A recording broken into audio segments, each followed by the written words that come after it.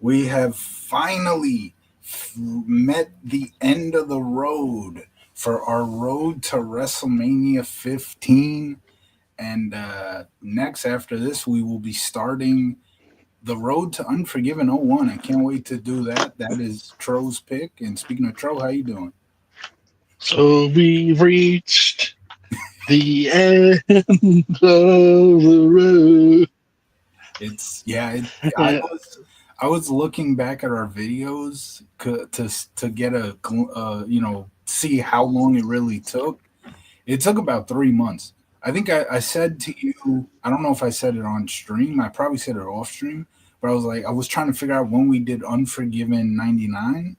Or was that Unforgiven? Yeah, I'm pretty sure it was. Oh no, SummerSlam '99. I mean, Yeah, I said we did it around the time of the NFL draft. I was wrong about that. We actually did that 3 months ago. We did that around the time that we had yeah. started the road to WrestleMania 15. So it took us 3 whole months. Tro kind of predicted that it was going to way back when we were still finishing up the road to Vengeance '04, and we already had announced that we were going to do the road to WrestleMania 15. And you're like, oh my gosh, by the time we're done with all this, it'll be 2025. Came pretty close. Came pretty close. I look at it and say I'm a Nostradamus, and here's my next prediction. I predict that by the time that we finish Unforgiven, it'll be June. Nah, it's not going to be that long. We're gonna have to cram in a Mets recap of May and a review of Unforgiven We will get 2001. See we what's more will depressing. we will hopefully get through Unforgiven '01 at least in 2 months. But hopefully we can knock. I said that when Look, it we came have to two we have two shows to review now yeah, Raws each and time. I did say that when we started the WrestleMania 15, I said hopefully that would take us a month. Well, I'll say it again for the Unforgiven '01. Hopefully it'll take us a month. It shouldn't be that long, but we've finished the end of the road, and here we are. Wrestle. You could have. This was an actual. I think the length it took us to finish this was the actual length of the road to WrestleMania. Yeah, yeah. Royal Rumble starts in Jan. Technically, our road to started 2 years ago when we reviewed Royal Rumble '99. You weren't here yet, obviously. And Yeah, then it was just me and Christian. And me and Christian also did, I think, the same year or maybe the next year. Actually, I think it was around the time you joined, so it would be the next year. We did the February 13th '99 Raw. I don't. Were you even on that? I don't think you were. no, I wasn't. February 13th '99. So those were the first two. So we technically did this road two out of order. But So back when we were reviewing those two shows, we had not yeah, announced a road two yet. you and CJ started up the car, drove it, drove it past the Royal Rumble, got all the way up, got all the way, skipped all the We other pit skipped, stops, yeah, we skipped January. but you went to Toronto, Yeah, and then the car broke down, and you both had to walk home, and unfortunately CJ didn't make it, but we bought a new car, and that's but yeah, but like I said, we have finally reached the end. The road to WrestleMania 15. We're finally here, and what's here the is tagline? the raging climax. What the. F- That's that's the Is tagline. that why they call it the Rage Party? I guess, and Val this Venus didn't make a single climax joke all Rage Party. Come on. that's a bit surprising, but this is history right here for the WWE. This is the first home video release, DVD wise, I should say, not home video. The first DVD release in WWE history, right here, WrestleMania 15, and that, DVD. yeah, the first DVD release. Those won't. Those won't catch on. VHS. VHS forever, baby. Be kind and rewind. All I'm gonna say is I miss Blockbuster. Hey, Um, look, I experienced Blockbuster when I went down to Tampa, and it was. They told me that the reason why they closed down is because we never paid our back fees. uh, that was probably a joke because they closed down because they did. No, no, no, no, no. It was me. I'm sorry, I forgot Oh, to you're saying it return. was you. I'm sorry, I forgot to return one movie, and they said, "Well, damn it, that's $2.95 that we're never getting back. We're gonna have to shut down business. We're not gonna buy Netflix, even though they had a chance to buy Netflix when they could have bought Netflix." I'm just saying. So all the money that they lost on your late fees is why Yep, is why they shut down. you So can we have track it you to down. blame. We have you to Yeah, blame. Okay. yes, because I You're lost fired. tech. I lost tech in the power of juju once, You're and you're fired now. You I am. close I you am. you you're the reason we lost Blockbuster. Get out of Yep. So here. I'm. I am. I am the unfortunate reason. Yes, we have lost. We have lost a blockbuster. But we actually did, we actually did. I forgot to mention this on top of the hour, top of the broadcast. Um, we actually did lose somebody today. Who did we lose? We lost Jimmy Carter. Oh yeah. No, I know that. I thought you meant like we lost a subscriber. Since we're talking about people, we lost. This, I'm very excited. Like we lost a subscriber freak. Oh yeah, and this Jimmy Carter got. well, we forgot to mention. I mean, we're both Met fans here. We forgot to mention a very important passing involving the Mets recently, and that's Ricky Henderson, former Yes. '99 Met, and for a short time 2000 Met. He passed away recently, and obviously that's my team. Those are my teams, man. I grew up on them. I know you were too young back then, but I will always have an appreciation for the '99 2000 teams. That's my childhood right there. So rest in peace to the greatest base stealer of all time, Ricky Henderson, and also a few days ago, which is kind of ironic. I'll get to why it was ironic for me, but a few days ago we lost Greg Gumbel. That's And right. yeah, so rest in peace, Greg Gumbel. The But we reason brought him up. We brought him up though. I think at some point. no, we didn't. I don't think we. I think I said it to you off air. Uh, Yeah, I was like, "Did you hear about that?" I didn't say that on air though. The reason why it was ironic when it happened is because I'm doing a rewatch of one of my favorite sitcoms ever, Third Rock from the Sun, and I'm in season three, and literally the night he passed away, I'm watching a couple episodes, and I get upon one of my favorite episodes too. It's a two-parter, the Super Bowl episode, and literally the first scene he's in it, and I was like, wow, the timing on that, and I yes. obviously did not plan that. I did not Well, plan. well, obviously. So wait, you planned on his death. You're like, I better watch these episodes. Okay, now you're good to go. I watched it after he died, the later that night, and I totally forgot he was even in the episode. But yeah, you see him right at the very beginning in a pretty funny scene. But yeah, rest in Well, peace, Greg Gumbel. Rest in peace, Ricky Henderson, and obviously today, rest in peace, Jimmy Carter, who lived to be 100. yeah, they couldn't have kept him there for at least a few more days. Come on. So Look. They kept him alive for the election, but they couldn't keep him alive to see the ball drop one more time. hmm. Oh, by the way, tomorrow's a victory Monday for me. Oh yeah, thank you. Hopefully you guys win But again next week. well, we won't. I have, It didn't. It didn't really help you guys. It actually just we're pretty much in the same exact position we were before. yeah, it helped us. It helped us in the chance that if you guys win next week, you can end up tying us. We're not And going to I have beat the no idea. Eagles. We I have no reason to beat the Eagles. I hope you do. I have no idea who holds the tiebreaker there, but I hope it would be Probably you. not us because we don't score points. So Yeah. So I don't know who gets, but every team that's got 3 wins, I'm rooting to win next week I because I there's know we got that to be bound to jump over somebody for a higher pick. I think the current draft order as of right now, last I checked, it was We're at the 9. the Titans. Mhm. Was it No, the no? Was it Patriots are 1. Patriots are Patriots, 1. Titans, and us? Yep. So the And thought was that we can still get a quarterback so long as the Patriots don't trade their pick yeah, yeah. because they're not going Um, to draft. They're not going to draft right, because they got a Drake May. quarterback because of Drake. And the Yeah, Titans probably will draft a quarterback, probably either Sanders or the other guy, right. Cam Ward. Going into the day, we were at 8, but that's only simply because we played on Thursday. The Jets losing, I'm pretty sure we went back down to 9. So we're at 9 right now. So we need some of those teams that got 4 wins need to win next week.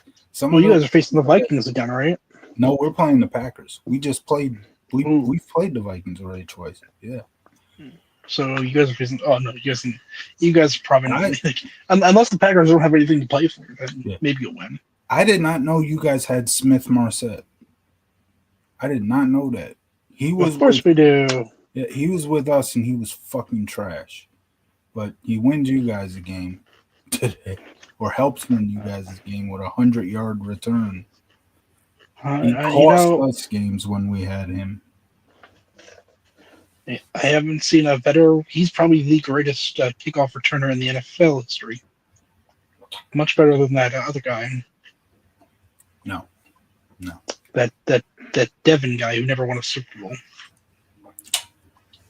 Smith Marset never won a Super Bowl either, as far as I'm concerned. I don't know. Don't worry, next year he will.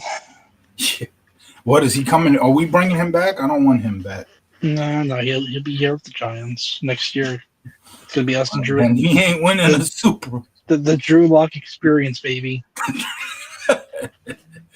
So you really don't want to draft a quarterback, huh?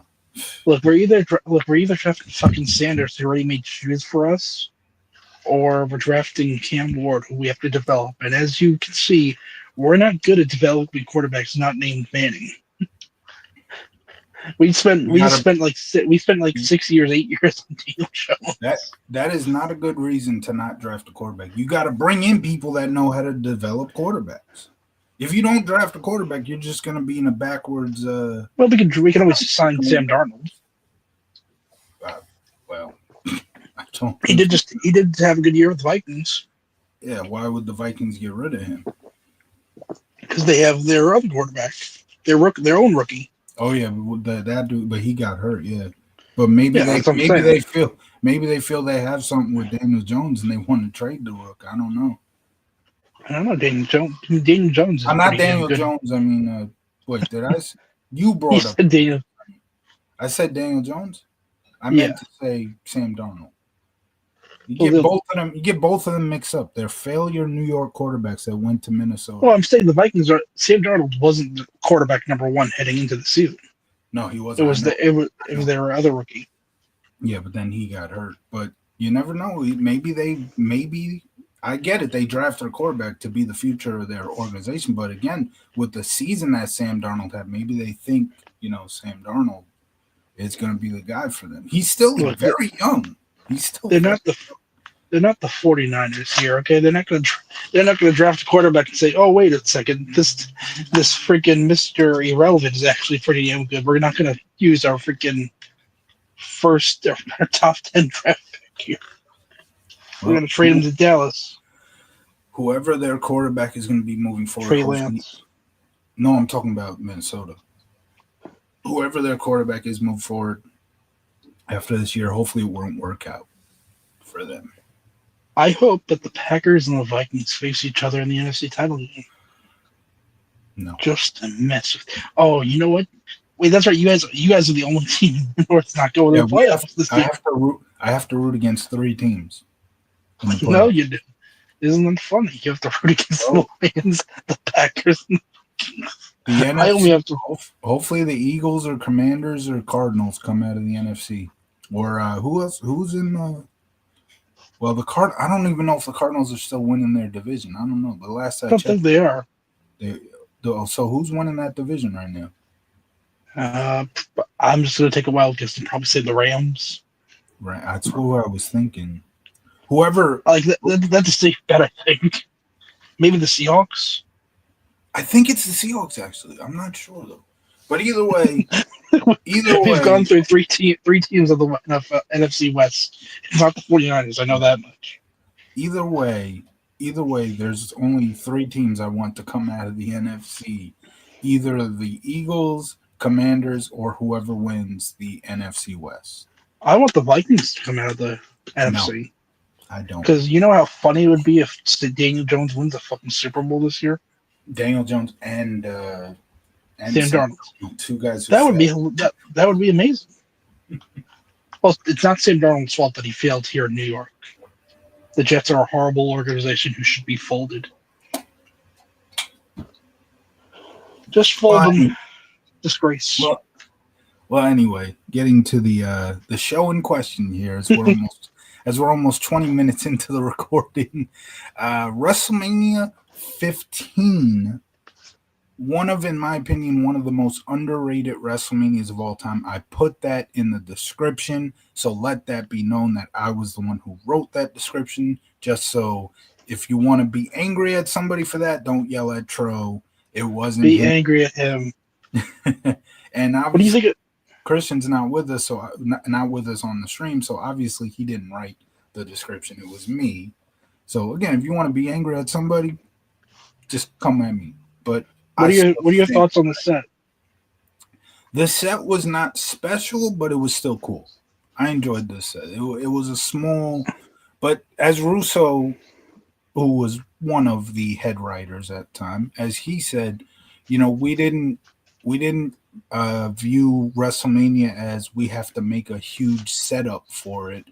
The set, not we viewed it as we have to make it as best the show we can, and so we focus on making it a good show instead of making it Well, a big bells and whistle type set. it wasn't his responsibility to make the set. That would have been the That's true. production crew. That's true, but that's just coming from him. I'm saying I don't think the that's the writers. way I don't think the writers every year at WrestleMania are like, No, I know. we should. How shall we do this? No, Sorry, we don't have anything for you guys in catering. We've spent too much time trying to think of a set this year. no. I do agree Yeah, with. no, I agree with what you're saying, but that's from roots. That he's the one guy yeah. who was there at the time who I've ever heard speak on why the sets back then were not all bells and whistle type sets. It wasn't a horrible set. I kind of No, like how the X and V kind of look like a diamond. yeah, Like the Roman numerals are kind of hidden behind the sign, right, yeah, but the ramp is a bit small, and they didn't do what they did for WrestleMania 13 and 14, where they had like the door that could break open for like Austin, like the glass. yeah. Not that Austin had a very magnificent entrance this year. He was just trying to nail the back. But He came out. He came out in the. I forgot her name last time I tried to say it, but I always call it the Drew Barrymore shirt Drew, because I don't know if you've watched the Charlie's Angels movies that she was in, but in the first one from 2000, she wears that shirt in one of the scenes, the one that Austin wore, and I would think outside of that WrestleMania, I can't recall him wearing it on like any other Raws or something. I remember that shirt more for Drew Barrymore and Charlie's Angels than I do so for like Austin, except for the fact that a funny story of him forgetting his vest at WrestleMania 15. we got Paul Bearer who loves Buffy, and now we got Austin who loves Drew Charlie's Barrymore. Angels. Or Charlie's Angels. The I loved you. I loved you, E.T. When E.T. went home, I cried a bit. E.T. photo. That's what Austin did in '02 when he walked out, just like E.T. I'm phoning home, and I keep putting Brock Lesnar over. Oh hell yeah! Do you want to?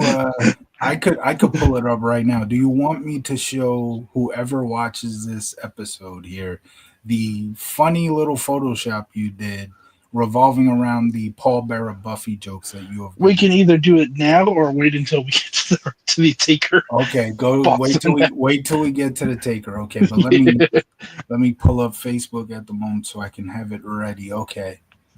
All right, I have it right. So when we get to Undertaker, which I do have a lot to say about that Hell in a Cell, but before we get to that, we got to get to the rest of the show. And we kick off live from Philly, by the way. Right, and we kick off the show with a really good video package, and that was voice overed by the late great Oh my Freddie goodness. Blassie. Yes, Freddie Blassie. Thank you. I'm like, you're the late great. He's the attitude guy. He's the well, not He the attitude guy, was. but he was the guy whoever they he's like Yeah. we need this dramatic thing. Like Yes. here you go, Freddie. Invasion. Yeah, Not just didn't he? I think he voiced over the video packs for Invasion. Am I right? I think he did. I Right. believe so. But also Yeah, in that storyline, he was in that little segment they did where the WWE guys were giving the pep talk, yeah. and Freddie Blassie gave his own pep talk to them, which he was really good in that scene too. Freddie Blassie passed away like right after I became a fan, but I knew of him as a kid simply because of that. Like, He, but but in watching some of the stuff that he did, I haven't watched a lot of the older, when he was in his prime stuff, but I've, yeah, watched. He made an appearance on Raw right before he passed away yep. with the Dudleys. He again, I mentioned that Invasion thing where he gave the pep talk, and then all those Classy video Freddie packages. Blassie. That's right, all those video packages he did were really good. Listen up, you pencil neck geeks. What were you about to say though? No, I was just gonna bring up the how one of his last appearance literally was like Yeah, a few weeks before he died, where he yeah. says, "Devon, get the table." Yeah. I did not see for Raw back then. For me, bedtime was 9 o'clock. I would be able if it wasn't a school night. Bedtime's 9 o'clock. I'll get to stay up for like the first half hour, and I believe that was a school night. I could be wrong, but I'm pretty sure it was. So I did not see that when it happened, but I have obviously since watched it, and it was a good moment. It was a great way for him to have one final moment in the sun on WWE television. But mom, Freddie Blassie's gonna be on the TV. He's really old. I would not He at might. 10 years old. I did not know I did not know It's until he passed away who Freddie Blassie was. So I but it's was not. classy. It's classy, Freddie Blassie. He's gonna be on the TV. I gotta see. So after this tremendous intro that was voiceovered by the late great Freddie Blassie, we have Boys to Men putting their rendition of the You of know, the I go don't ahead. like this. No. Personally, if I had to pick a specific band to sing the Oh, national anthem, oh my. now look, they were better than the TX band from 14 who got booed. By the way, got booed. Um, I'm just saying, I think the Cherry Pop Daddies would have done a little bit of a better national anthem. Speaking of the DX band, I'm not sure the name of the band member, the lead singer, but rest in peace to him. And I know his WrestleMania 14 performance didn't go too well, but the songs that he did for DX were really good, especially My Time, the Triple H theme. That was really good. Yeah, I am actually noticing a little bit of a trend in their WrestleMania locations now that I brought up 14. Boston. They went from Chicago to Boston to Philly Yeah. to the most American city of all, Anaheim, of course. Yeah. Well, there you go. There you go. The Or LA. pond. At the pond. The And the Wrestle. What do you since we're talking about sets? I mean, what do you think about the WrestleMania 16 set? 16 set. Yeah, Um, what was it? Wasn't it like just like buildings in the background, kind of? it was like just one big like Yeah, screen. It was just one big screen. Plus with the WrestleMania logo on like the side of it, which kind of became that side thing with the pay per view logo. yeah. Ultimately, like became what they would use for pay per views on the Just Bring It game. Yes, yes. Yeah. Look, it was Um. better than WrestleMania 18 set, which was literally just scaffolding, basically. hmm. Okay. I don't hate the WrestleMania 16 set. I think it's good, but if you want to say like it's a bland set, I wouldn't disagree. Like, It's bland. and they do it better the following year. But the following year, they're also at the Astrodome. So, Right. Yeah. and even that set, technically speaking, is literally just a really good big jumbotron with the WrestleMania logos on the side. Yeah. Yeah. Yeah. That's also, speaking of Just Bring It, that's kind of one of the funniest things is that for like every pay per view, the design is like WrestleMania Yep. 2000. But once you get to WrestleMania, it's WrestleMania 17. And I The love Just Bring last, It. I love the Just last bride, the last bride. The commentary on Just Bring It is The tremendous. Rock lost the match. Shut up. And then you have Taz while he's in the ring. He's commenting. He's commentating on his. Taz looks good tonight. Taz mission. But you know, since we're since we're still on sets, I guess. Okay. I guess WrestleMania 20 would have been the first time that they actually like put a full effort into the set because Yeah. that's Yeah. where they had the buildings in the background, and then Yeah. 21 was it was Hollywood, which wasn't a big set, but they did it up. Right. And then 22 was the buildings. 23 was, I guess, a car. The best one was 33. 33. Oh my god. 33 or 39 had pretty damn good sets. I hated WrestleMania 33 so badly that the moment you mention, I can't even remember the set. I just It was the roller coaster. Oh. It was a hell of a set, but boy, that was a fucking long ass WrestleMania. The thing I remember the most of it was everyone going, yo. And the Hardys return. The Hardys return was pretty damn good. Right. That got us freaking Actually, out. I think I mixed up my WrestleManias. That's not the Dallas one, right?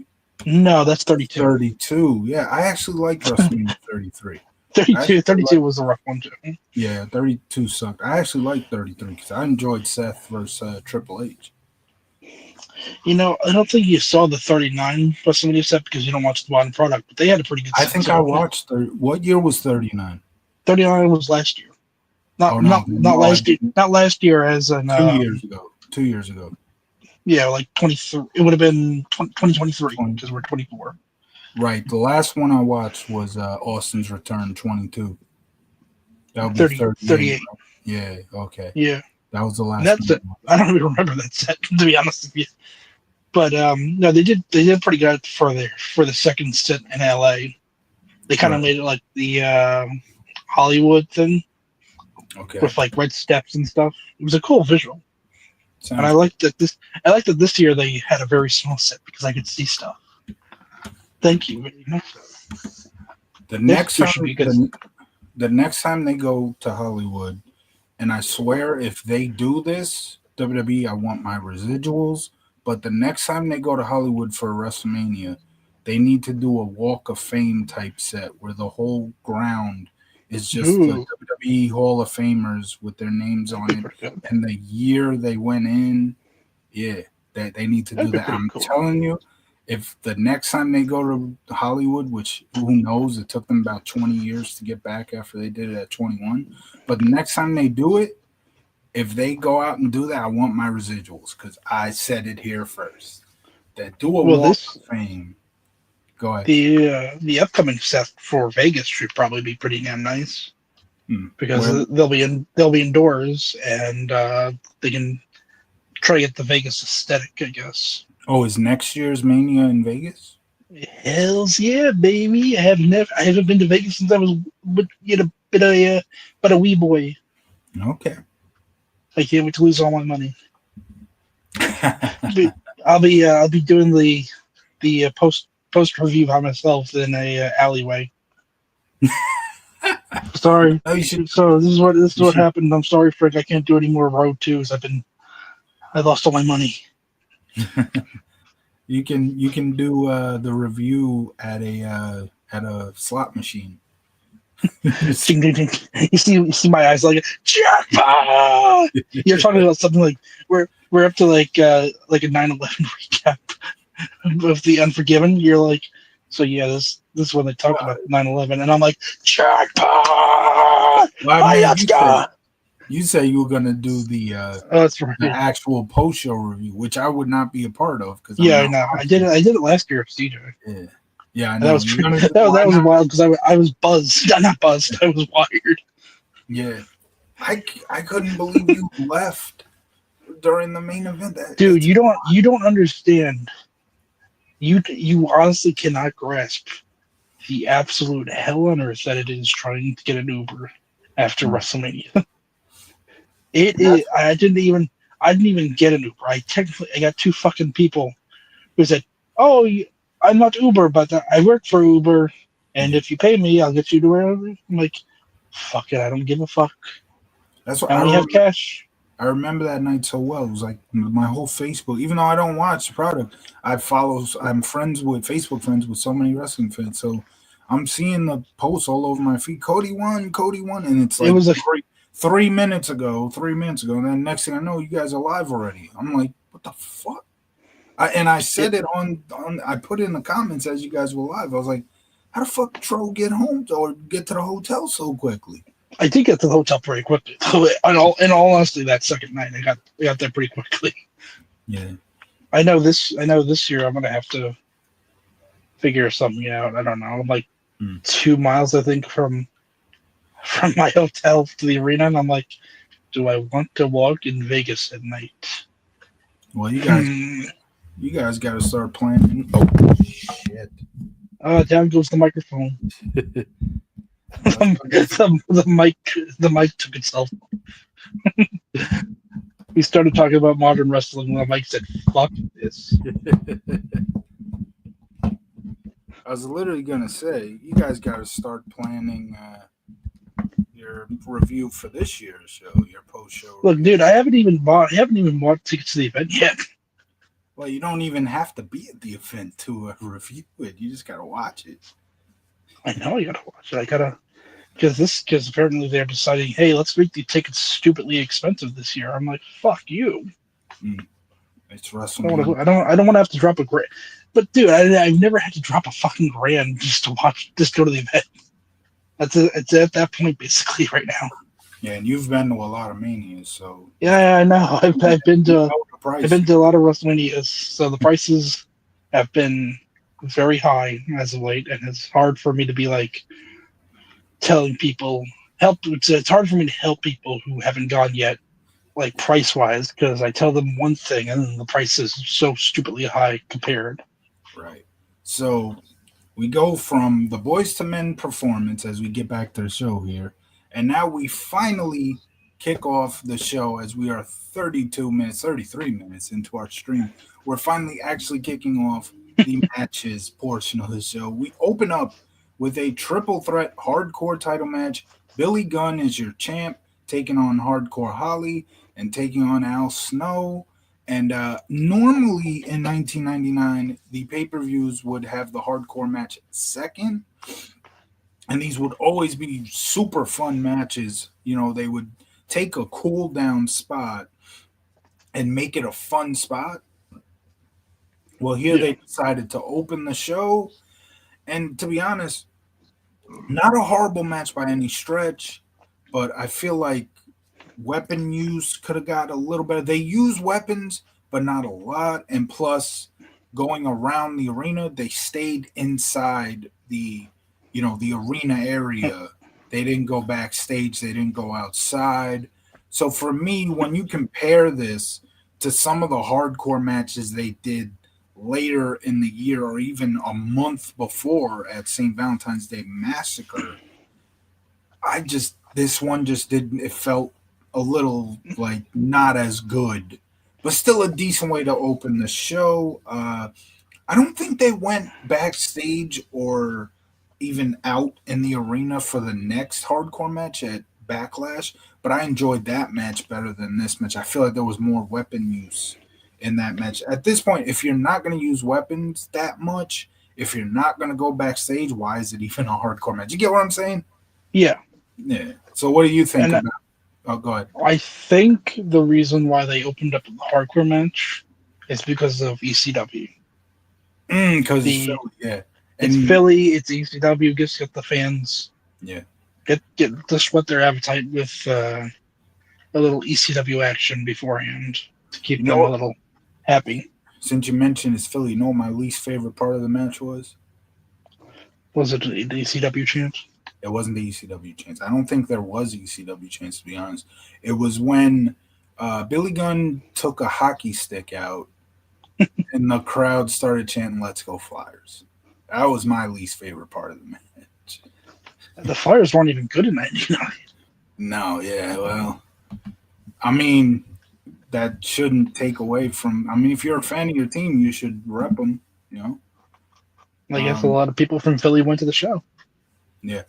So now we show a clip from Sunday Night Heat, and this is something I actually didn't realize. I brought it up that they mentioned this on the Raw, the last Raw we did before we obviously did our reaction video to the Rage Party.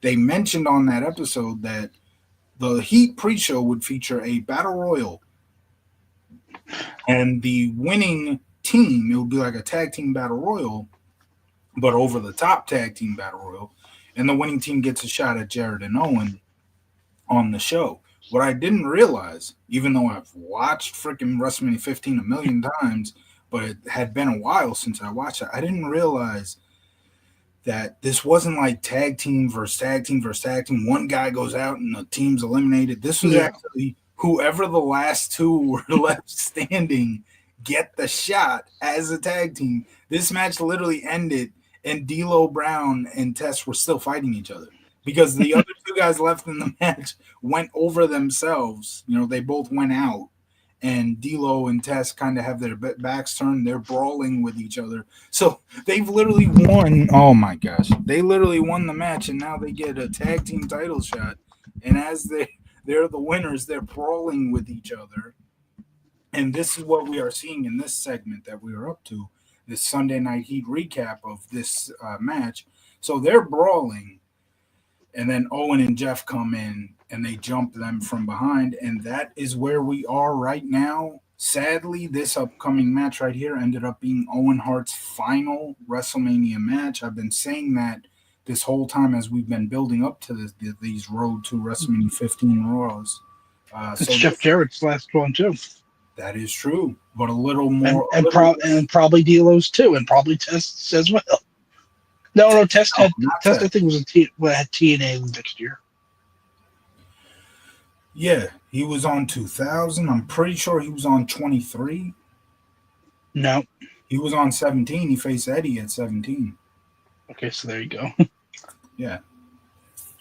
Definitely wasn't Test last. D'Lo Brown, Probably. he was on 16, I think.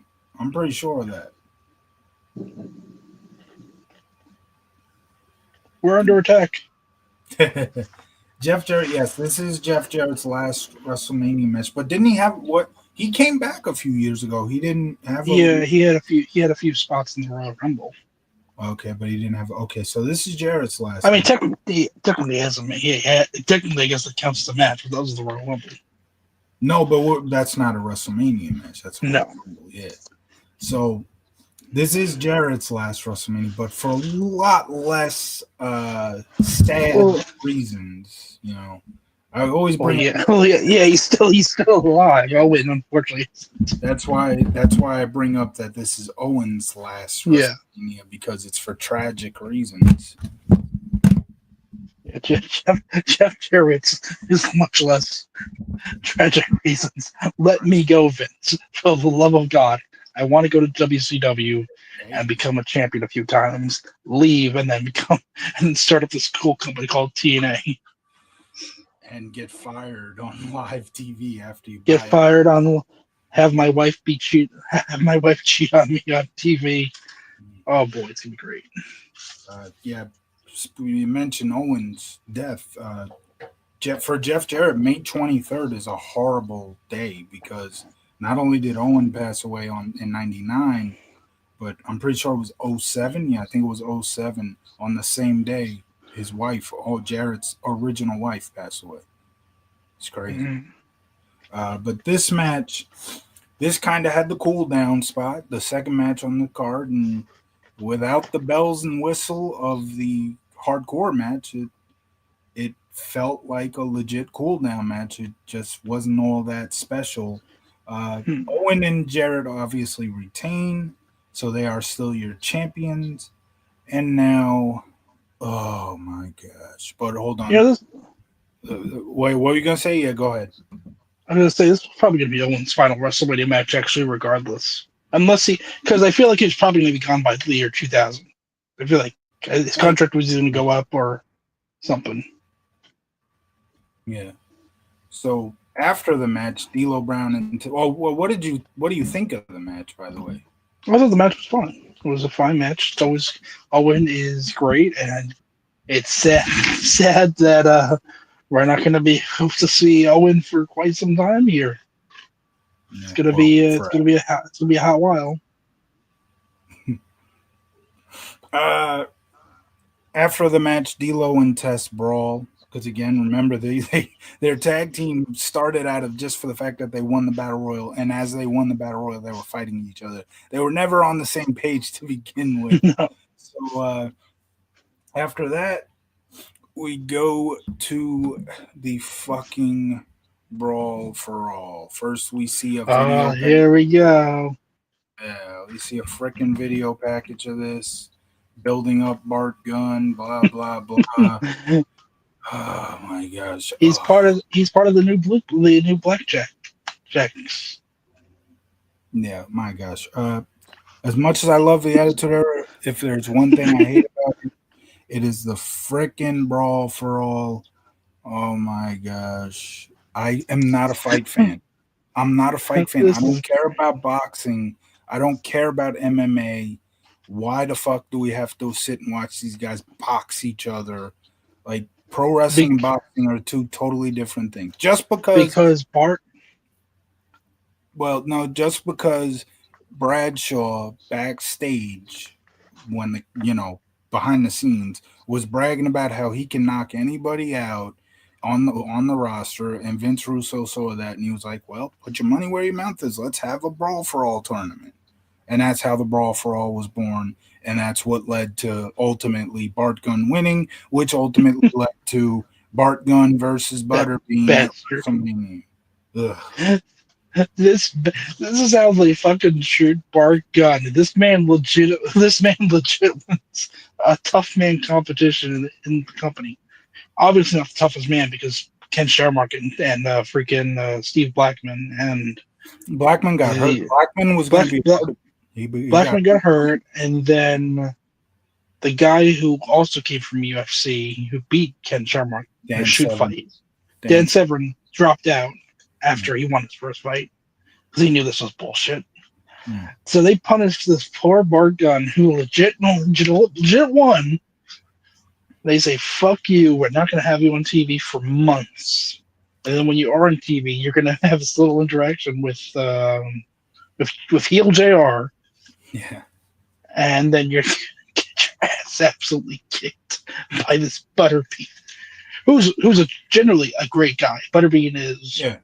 That's what such a I've heard that too. such Yeah. a nice, awesome guy, and he's been working with DDP as of late to try to regain his ability to walk and stuff. And DDP can do that. He's done that for a lot of guys. DDP is a fucking saint. He He's deserves now he he's now deserves a helping. Nobel Prize. Nobel Peace Prize. Yeah, he's now actually trying to help Lex Luger try to walk, and Luger hasn't been able to I walk didn't I didn't forever. even know Luger couldn't walk. I didn't even know that. Yeah, I think it was someone he either had a stroke or I don't know. Don't forget Luger. Luger wasn't exactly the most clean guy. Like No, I know. he was he didn't get that body just naturally. I know.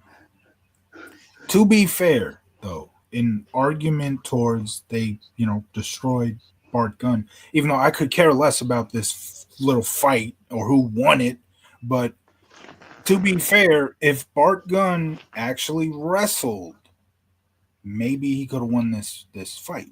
That's the thing, and I But think they that's didn't let what him. I think he could have. Jerry Lawler literally says at the end of the fight, right before he gets knocked out, right before Bart Gunn gets knocked out, he says, "Go for the takedown. Go for the takedown." and then Bart just gets knocked out. So he could have wrestled him. So if he did that, he would have won. He may have won. So you can't necessarily blame WWE that they destroyed Bart Gunn. And even if like he gets big for winning a fucking tournament, where's the charisma coming off that? Like that's not going to make him a star. Maybe he can go to boxing and become a star, which I believe he did go and box in Japan for a little bit. But it's not going to make you a star in pro wrestling just because you won a couple of fights. This ain't boxing. It ain't MMA. It's two totally different things. Bart Gunn wasn't exactly the most charismatic guy in the room, and just because he won a boxing tournament does it was not all of a sudden going to make him charismatic. I'm sorry. Look, they wanted Steve Williams to win so he could face Steve Yeah, I Williams. know. Yeah, they wanted the Steve Williams versus Steve Williams, and if Bart Gunn really did get punished off that just because he won the tournament, when literally the rule was it was real fights and you're supposed to go out there and win, then that's just silly and that's horrible. But Look, I think it was also like everyone was so happy that JR's boy got his ass knocked out. They're like, yeah, oh shit. That means we have to focus on Bark.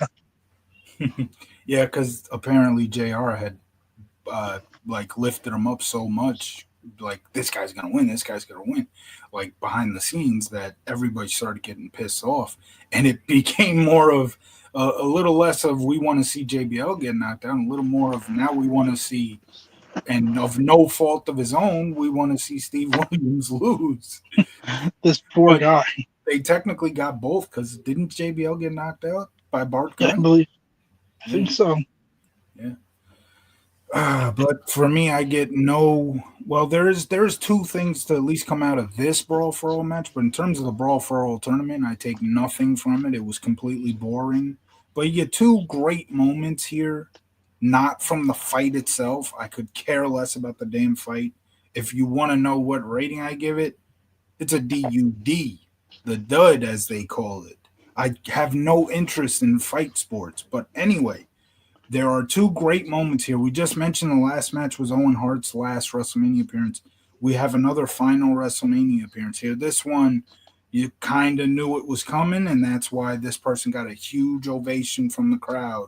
Not that you thought he was going to die in the next, couple of months, but the health was not doing too well, and they brought him out here so the crowd can give him his just due. And this would be Gorilla Monsoon, and I think he was one of the guest refs or guest Judges.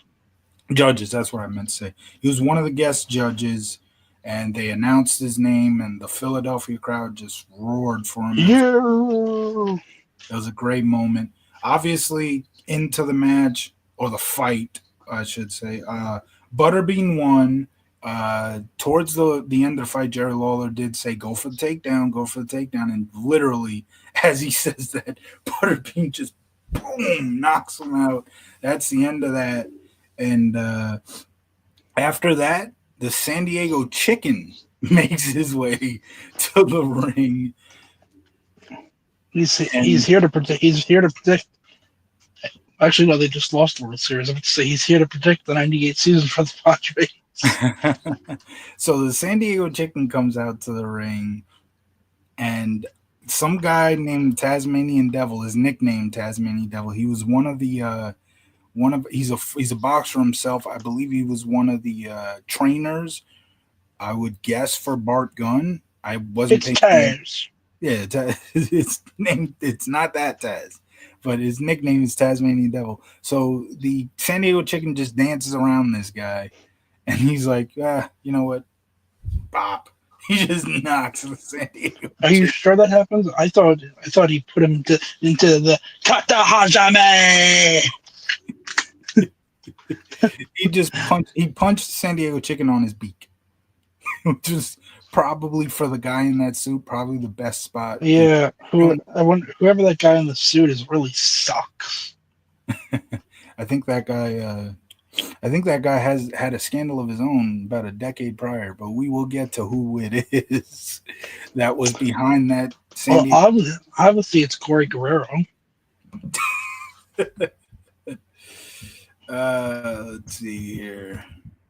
or was it Hector? Yeah. Whoever the gobbledygooker was one of the Guerreros. Now we show now we show a clip from earlier tonight where Big Show, and they are calling him Big Show now, but there's it's still in that weird time early in his career where they call him Big Show, but every once in a while they call him Paul White. But Well, Cole is mostly calling him Big Show here. But we show a clip from Heat where Big Show and Mankind get into a brawl.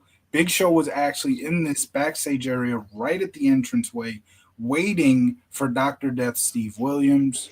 No, actually, the other Steve Williams, that's Stone Cold guy. Yeah, he was waiting for Stone Cold Steve Austin. And as Big Show is brawling with Mankind, Stone Cold walks through the door. He takes a nice little look at what's going on. He just keeps it going. He keeps it pushing. See you later. As they brawl, Big Show screwed that up because he was supposed to attack Austin as he got to the arena, leaving him injured and ready to get easy pickings for The Rock later tonight. But again, Big Show got all caught up in Mankind, and Austin was able to sneak through the back door. I feel like even if he did attack Austin would have had ample time until the heal up. Yeah, it was still about 2 hours and 20 maybe left. So yeah, he probably Well, would have. I don't know why these guys keep on just coming to the show late. I mean, Yeah, Austin literally came to the rage party as it was ending. that's true. He did, didn't he? Vince was there all night. Big Show Yeah, was there all night. Vince was there at the beginning. Remember, it was Yeah, who was it? Oh yeah, Chef. He was Isaac dancing Hayes. Isaac Hayes. He was dancing Isaac Hayes' song. That was one of the highlights of the night there. If you have not watched our Rage Party reaction, it is in our archives. Just look it up. I don't have it in a playlist at this moment because so Zooms it right. Yeah. just Google just YouTube search FCTENT Rage Party and you'll find the video. We that was mine and his first reaction video together. It was Tro's first reaction video on the channel, so go It check was it a good one. out. It was fun. It's a great Yeah. show. It is a great show, man. I enjoyed it. Yeah, it was entertaining, especially the Undertaker parts. Yes, that Undertaker's promo there at the end was really good. That was one of Shout the highlights. Go ahead. Alakazam. My fingers. And yes, they did the finger thing where it set his symbol on fire at the very end there. We Why also can't he just do that? Why can't he do that just like normally? we Like al- instead of having a match, why can't you just go like, boop, you're dead. You're on we fire. also, as you pointed out, got a preview of the SmackDown, the original SmackDown stage, because this was Yeah, before SmackDown, and the stage, or at least it looked like the stage. I don't know if they. I still don't know. Did they have SmackDown planned at this time? I mean, obviously probably not because they didn't run the pilot yet. but the pilot did air a month later, so maybe. And the pilot obviously did not have that set. The pilot was just a No. set, but maybe they did have the set Well, ready. didn't the pilots? What month are we in? Are we in April or We're in March? March. We're in We're in March, and March. So the pilot was I in don't. April. Was it in April? I thought it was in May because it was Owen post. was Owen was on the pilot. They Uh, literally showed a segment of the Blue Blazer. So yeah, Owen but was literally on the wasn't first over the wasn't over the edge of the like late May though. 23rd, yeah, 23rd. But So, I'm pretty sure the actual date of the SmackDown pilot was like April 26th, something like that. okay, because I know they've really kind of sped up the whole corporate ministry Hmm. being a thing because I know that's when Edge and That's when the Brood had been broken off from Taker and them at that point, because that's why they're able to talk. I believe the show was taped on April 26th, but it aired on April 29th. So there you go. That's Oh, SmackDown there, there we go. Beware, take care. The freaks come out at night. So yeah. So Big Show making his WrestleMania debut only 1 year before he's in the main event just next year, taking on Mankind, who still got his makeshift referee outfit on. Obviously, this match is for who will be the special referee at the end of the night in the main event, Austin and Rock. And well, Big Show takes out Mankind here. He hits him with a chair a couple times, gets himself DQ'd, and Mr. McMahon comes out all angry. He's like, you screwed things up. He comes out, let me talk to you for a minute. Let me talk to you for a minute. As he's walking down, and he gets in the ring, and well, guess what he calls him? You big nasty bastard. He didn't say that. He said, Paul. He didn't call him Paul. Big Paul. So, like I said, My name. this is still in that time period where he's Big Show Paul White. He's not just the Big Show, and it's even before he was the big nasty bastard, as you would say. That would be about a year later because he even had the shirt when he was main event at WrestleMania 2000. That was the shirt he came to the ring with, the big nasty bastard. But so after this match, they had Vince come out, like I said, and he said, "Let me see." Well, obviously he was mad. He said he cost him the world title because now obviously it's going to go to Austin. And Spoilers. Big Show was just about to choke slam, uh, or he was just about to choke slam Mr. McMahon, and the crowd was going wild. But then he put him down. It was almost the biggest pop of the night thus far. But then Mr. McMahon slapped the Big Show. Oh boy, not smart. And that is where, obviously, later in his career, he became known, him being Big Show, became known for throwing that big punch. Well, this was probably the first knockout punch he ever threw. And it was on the boss himself. He knocked out Mr. McMahon here, and the crowd obviously gave a nice little pop. Great moment here. That was a great moment to end it. The match itself was pretty good as well. I enjoyed it. Good little build up to the whole referee storyline, which still builds up as the night goes on. We really don't get the final word until the match itself. But It yeah, has begun. so yeah, Mr. McMahon knocks out Big Show, or Big Show knocks out Mr. McMahon. A great little mania moment. What did you think of this match and the moment that followed? It was a very quick, fine little angle that they shot here, and it has started the first of which would be many, many, many, many turns of the Big Show. Yeah, that's true. This was where Is Big Show became babyface. he turns face here, turns heel later on, Yeah. after he turns on the Union. Yes. Then he turns face again when his father dies, and then he turns heel again when the fans hate him. It was, Yeah, the and, whole then he's faced like right after WrestleMania again because he does. I want to be entertaining. which that was those were entertaining things, but after that he was in OVW pretty I want to be entertaining. You're going down to LVW. They could have worked that into a storyline. They could have been like Shane was tired of getting his ass kicked by Big Shit, so he sent him to Ohio Valley Wrestling. they could have worked that into an angle. No, they're like, thank you for you just made event at WrestleMania and you were WWE champion a few months ago, but now you're in OVW. Have fun. So now we Fuck, see you suck. we see Vince with the Stooges here, and Vince says he wants Big Show arrested for assault, and Patterson say they will take care of it. Funny little segment there with Vince and the Stooges, always great. Also, the one thing about this match, this Big Show Mankind, this show, I've always called this show sort of the Survivor, poor man Survivor Series '98. It's because the show was like more focused on building up storylines throughout the night than the actual wrestling. And I enjoy that.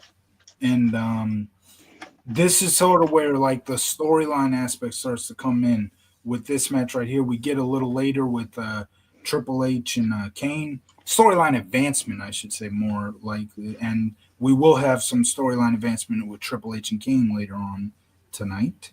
And even in the Shane McMahon X Pac match, which is later on as well. But before we get to all that, now we get to the Intercontinental title match, a four corners match. Road Dogg is your champion, taking on Goldust, and also taking on Ken Shamrock and taking on Val Venus. This was a decent match. Road Dogg was able to retain here. I give it about 2.5 stars, which, by the way, I haven't been mentioning my star ratings for all these.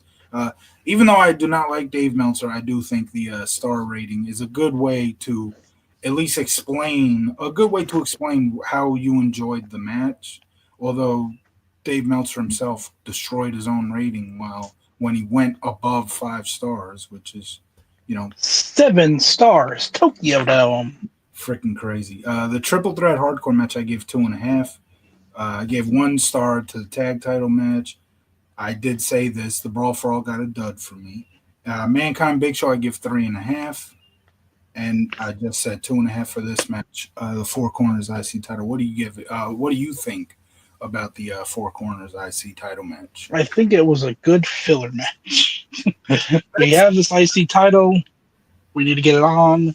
Hey, Road Dogg, here's something for you guys to do tonight. Who wants a WrestleMania payday? Here you go. Mhm. I feel like a lot of people got added to this storyline. Like it was originally just Ken Shamrock and Val Venus, and then somehow like Goldust and Blue Meanie got involved, and I'm then just Road Dogg got involved because he won the title. So this match could have been replaced with the real WrestleMania match: Troz versus Steve Blackman. You think you're special? We could have had a hell of a match there. I'm just saying, Steve Blackman and Troz. that should have been saved for Heat, but it did get This it got a couple of Raw spots there. it had more build than Austin and Rock did for a while. Well, we move on. Triple. Oh, hold on. Actually, let me see where we are here. My You know, thing got they also didn't call it a fatal four way match yet. I guess they called it a four four corners. corners match. Yeah. So actually, after the match, Goldust tells Ryan Shamrock to leave as she has been dumped. So she was dumped by Val Venus. Now she's dumped by Goldust. Poor Ryan Shamrock. Now we go backstage where Big Show is being arrested by a ton of cops. And yeah, there you go. So Undertaker was arrested a few weeks ago, and now we have Big Show arrested. But when you knock out your boss, that's what's going to happen. Yeah. Now we get to Triple H versus Kane. And as Kane makes his entrance, guess who runs in? Yeah, we got to run in here. It's got to be China, right? Because remember what Of he did to course. China a couple of weeks ago? Well, it's Yeah. the San Diego Chicken. Why would the chicken attack Kane? There's a very good reason for that. It's because of who's under there. It's not China though.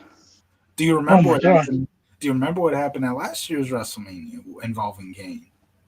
Well, this poor guy named Pete Rose was just talking about how the Mets whooped the Red Sox candy asses in '86, Yes, he did not and deserve. then He did not deserve to get tombstone for that. He and then, deserved. and then and then Paul Bearer, who is a known Red Sox fan, said, "That's not funny. Kane tombstone this motherfucker." And And then he tombstoned well, him. and well, San Diego Chicken comes out trying to get his revenge. Kane rips the mask off and sees, oh, it's Pete again. Another tombstone for Pete Rose. Poor Pete Rose. Yeah. Spoiler alert: WrestleMania 16 didn't go all that well for Pete Rose either. They this poor Pete Rose. I mean, the man gets banned for life from baseball, yet they still had him at the All Star game that Mm. year Yeah, because because it was the All Century team. Like, also, here's the greatest of all time, Pete Rose, who we're not allowed to talk about because he's banned for being a very bad boy, mm, even though he's our all time hit leader. yeah. Well, But don't worry. In about 20 years or so, we're gonna have this Japanese phenom who's gonna do it the same exact thing that he did, but because he's a Japanese phenom, it's gonna be perfectly okay. well, But I'm just saying, Pete Rose should have just blamed his booking.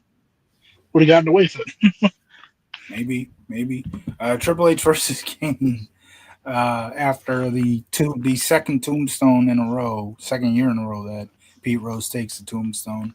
We get Kane versus Triple H, and you see,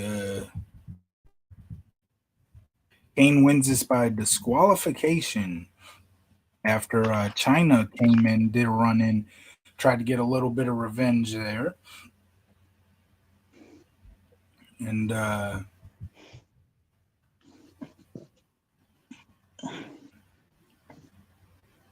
oh, so yeah, China actually hit Kane in the back with a chair, and that is what led to the DQ. I enjoyed this. I give it 3.5. A little bit of more storyline advancement and what's going on with Triple H and China. Spoiler alert: it is not the last time that you will see these two. China gets revenge for the Fireball, but it's not the last time you see those two. Uh, Tro, what did you think of Triple H versus Kane? This was this was Triple H had silver pants on right this night. I believe so. Yes. Wow. I mean, I'm just saying, it's a little suspicious that he's not wearing green, but I thought the match was Yeah. fine. Um, Yeah. Obviously, doesn't compare to what they did later on in their careers. Um, Yeah. I thought it was a fine match. Right. So after the match, I believe that yeah. So Triple H actually gives Kane another chair shot, this time to the head, and then Kane gets a pedigree on the chair. China jumps into Triple H's arms. So again, China has gotten her revenge, and she's back with Triple H. But it is not the last time we will see those two. So as we move on, What a we get what a now. pointless heel turn that was. Now we get the women's title match. Oh boy. Tori, who looked amazing, I must say. Tori looked amazing. Sable is the one who it's the most popular. She's obviously a star, and she's the biggest star in the company. And she's the one on Playboy, but my gosh, she was outdone by Tori. Not in terms of like star power, but in terms of just looking amazing. Tori looked amazing on this show. And for the women's title itself, it was a decent match. Sable retained after Nicole Bass interfered, and Sable hit Tori with a Sable bomb for the victory. Decent match. I give it about 2.5. What do you think? I'm just happy that the woman made it to WrestleMania and had Yeah, an actual storyline. yeah, I'll take that. yeah. Well, I mean, it's the attitude era. Everybody's involved in the storyline. That's what made it so great. Except for the fucking brawl for all, there wasn't really no storyline to a fucking fight. But okay, Yes there was. It was Bart Gunn won, and he's being punished for winning. That was the story. yeah. Well, it was trash. That's all I gotta say. But oh my gosh, Tori gets 5 stars just for how amazing she looked. Um, Now we have Kevin Kelly talking to X Pac, along with Triple H, Road Dogg, and Billy Gunn. And Hunter talked for yeah. X Pac just told Kane to get ready for some pain. Wait, why is X Pac talking to Kane here? I think he would. I think Kane, that would Kane, Shane. I'm gonna kick your ass again. I think they'd be talking about Shane McMahon because that's literally the next match too. He's telling Shane McMahon to get ready for some pain. So yeah, now we have Shane McMahon, the European champion, taking on X Pac, and Shane is accompanied by Tess and the Mean Street Posse, who at this point are five guys, which was very interesting to me. The Mean Street Posse actually sat ringside, and it wasn't just the three guys we know come to known when it comes to those three, that group. There were two other guys. One guy who had the the Greenwich look of he's got like a sweater attached to his neck and shoulders and stuff. Um, and then there was another guy. I have no idea who those two were. I'm guessing the only time they were ever on WWE TV was last week on Raw, where they jumped X Pac, and I'm guessing they were also at the Rage Party because I saw a couple of the Mean Street Posse guys, but obviously you just don't recognize them. First of all, it was hard to see the Mean Street Posse because it was so dark in the Raw segment where they jumped X Pac outside. And then at the Rage Party, I saw a couple of the Mean Street Posse guys. I probably saw the other two guys too and just didn't know who the hell they were. So I didn't think anything of it because there were so many people there too. They probably would have thought that they were just fans that just happened to be standing next to the Mean Street Posse. Dressed very nicely, dancing around Shane. And now we see those two again here at WrestleMania, which I could be wrong, but I would think this was the last time. And I read Pete Gass's book, but I read it in like 2017. I'm sure he explained what happened to the other two guys, but it's been so long since I've read that book. Um, but anyway, as it pertains to this match, I give this a 3.5. It was a really fun European title match. And well, here's where you get the storyline advancement. Triple H and China actually turn on X Pac here and cost him the European title, and that's what's ultimately going to lead down the road in like the summertime where you get the DX versus DX feud, where it's like Triple H and China claim that they have the rights to the DX name, and then Road Dogg and X Pac and Billy Gunn say it's theirs. But yeah, good little turn here.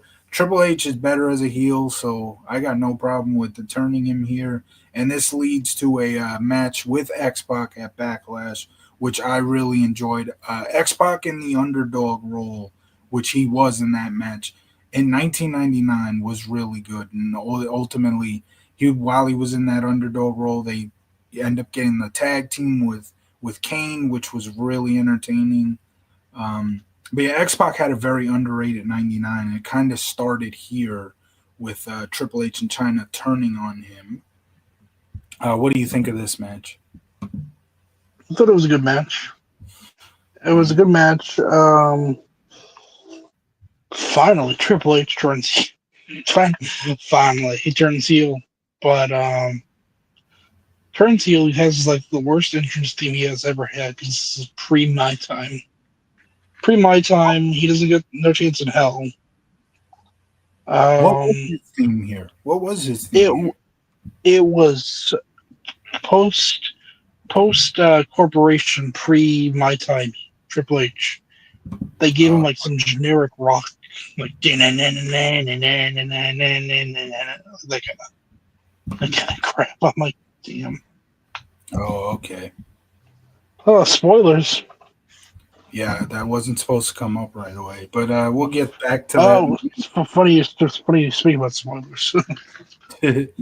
So post match, Triple H continues to attack X Pac, while ironically Test held him up for Triple H. I say ironically, you know why? Ironically. The end of the year is going to be interesting between those two. Billy Gunn and Road Dogg come in for the save. Test and Triple H end up getting out there with the crowd cheering for them, and yeah, that was It the would end of that. Now we have it a would it would have been it go would have ahead. been funny if Billy Gunn and the others started attacking Xbox too. Like fuck you. We're all kicking your ass. We're all part of the corporation, except for you, Xbox. You have to get the X out now. You're just Pac. So now I have a I have some stuff to say about this one. I'll tell you that. Uh, we get to the Hell in a Cell match. Undertaker. Now before you start this match, I have to plug the FCT ENT shop. Now you can pick up merch for the new WWF champion. I mean, nothing. This is when Cole spoiled the main event, Yeah, I know. and So the broadcast isn't. It's not in the thing anymore. But I just no, yeah. watched the original broadcast of him, and there's like a 5 second pause, and you just know Vince McMahon's like, "God damn it, you fucking piece of shit." So here is one of we're gonna show it now, right? Here is Yeah, the funny Photoshop you did going through with our Buffy, our running joke that Paul Bearer loves Buffy so much, and here it is. it's Paul honestly the best conclusion that we can come to. Look, Paul he's got Paul Bearer walking to the ring with Undertaker, and Paul Bearer has a Buffy shirt on, a Buffy hat on, and he's it's got the hard. bag. Yeah, it's hard to see the bag, but the bag says Buffy on it, and I'm guessing those are actually characters from the show. I can't tell. I guess I looked at Buffy bag. I had to make it small so it can like fit in his hand somewhat realistically. Yeah, And I literally did that post after our show, like midway through it. right, Last post part Wrestlemania Rage Party. But that's still a right. hell of a shot. It is. It's a really good Photoshop. So you actually have Photoshop, or you did No, I this? just used it all. I did this all on my phone. Oh, It okay. was quick. It was quick little edits, like I like I normally do. I'm like, I wonder if I could put Paul Bearer in Buffy, Yeah. Buffy merchandise Paul Bearer. So there were two things. There were two issues I had with this show. We just went over one of them earlier. Obviously, the brawl for all. Here's the second issue I have. Not only is it a Hell in a Cell match, it's the first Hell in a Cell match in WrestleMania history. Why the hell is it a cool down match? It had a solid build up. The whole build between Mr. McMahon, Undertaker. Undertaker is playing mind games with Mr. McMahon, talking about how he's gonna abduct the daughter. Obviously, that being Stephanie McMahon, and all that build up just for this Hell in a Cell match to literally be a cool down match. Well, It's literally a cool down match right before the main event. look, I will say this: the cell looks humongous. Yeah, I'm pretty sure it's the same cell that they had been using it before, right. but I guess because it's kind of a smaller arena, Mhm. the hell is. I mean, it looks intimidating as hell. So Yeah. So yeah, I have no idea why they did this, man. You it, you, you wasted the this skull. They this went. could have been so good Yeah. because The go ahead. you got the evil, the most. This is as evil and dark sighted as the Undertaker will ever get in his career, and the Right. Hell in a Cell is the most demonic structure that they have ever created. He threw mankind off the cell, chokeslammed him through the roof last year, Hmm. and they just wasted on Big Boss Man. And they don't even do anything with outside the cell until the final spot post match. Which which the post match. Okay, so Undertaker wins the match.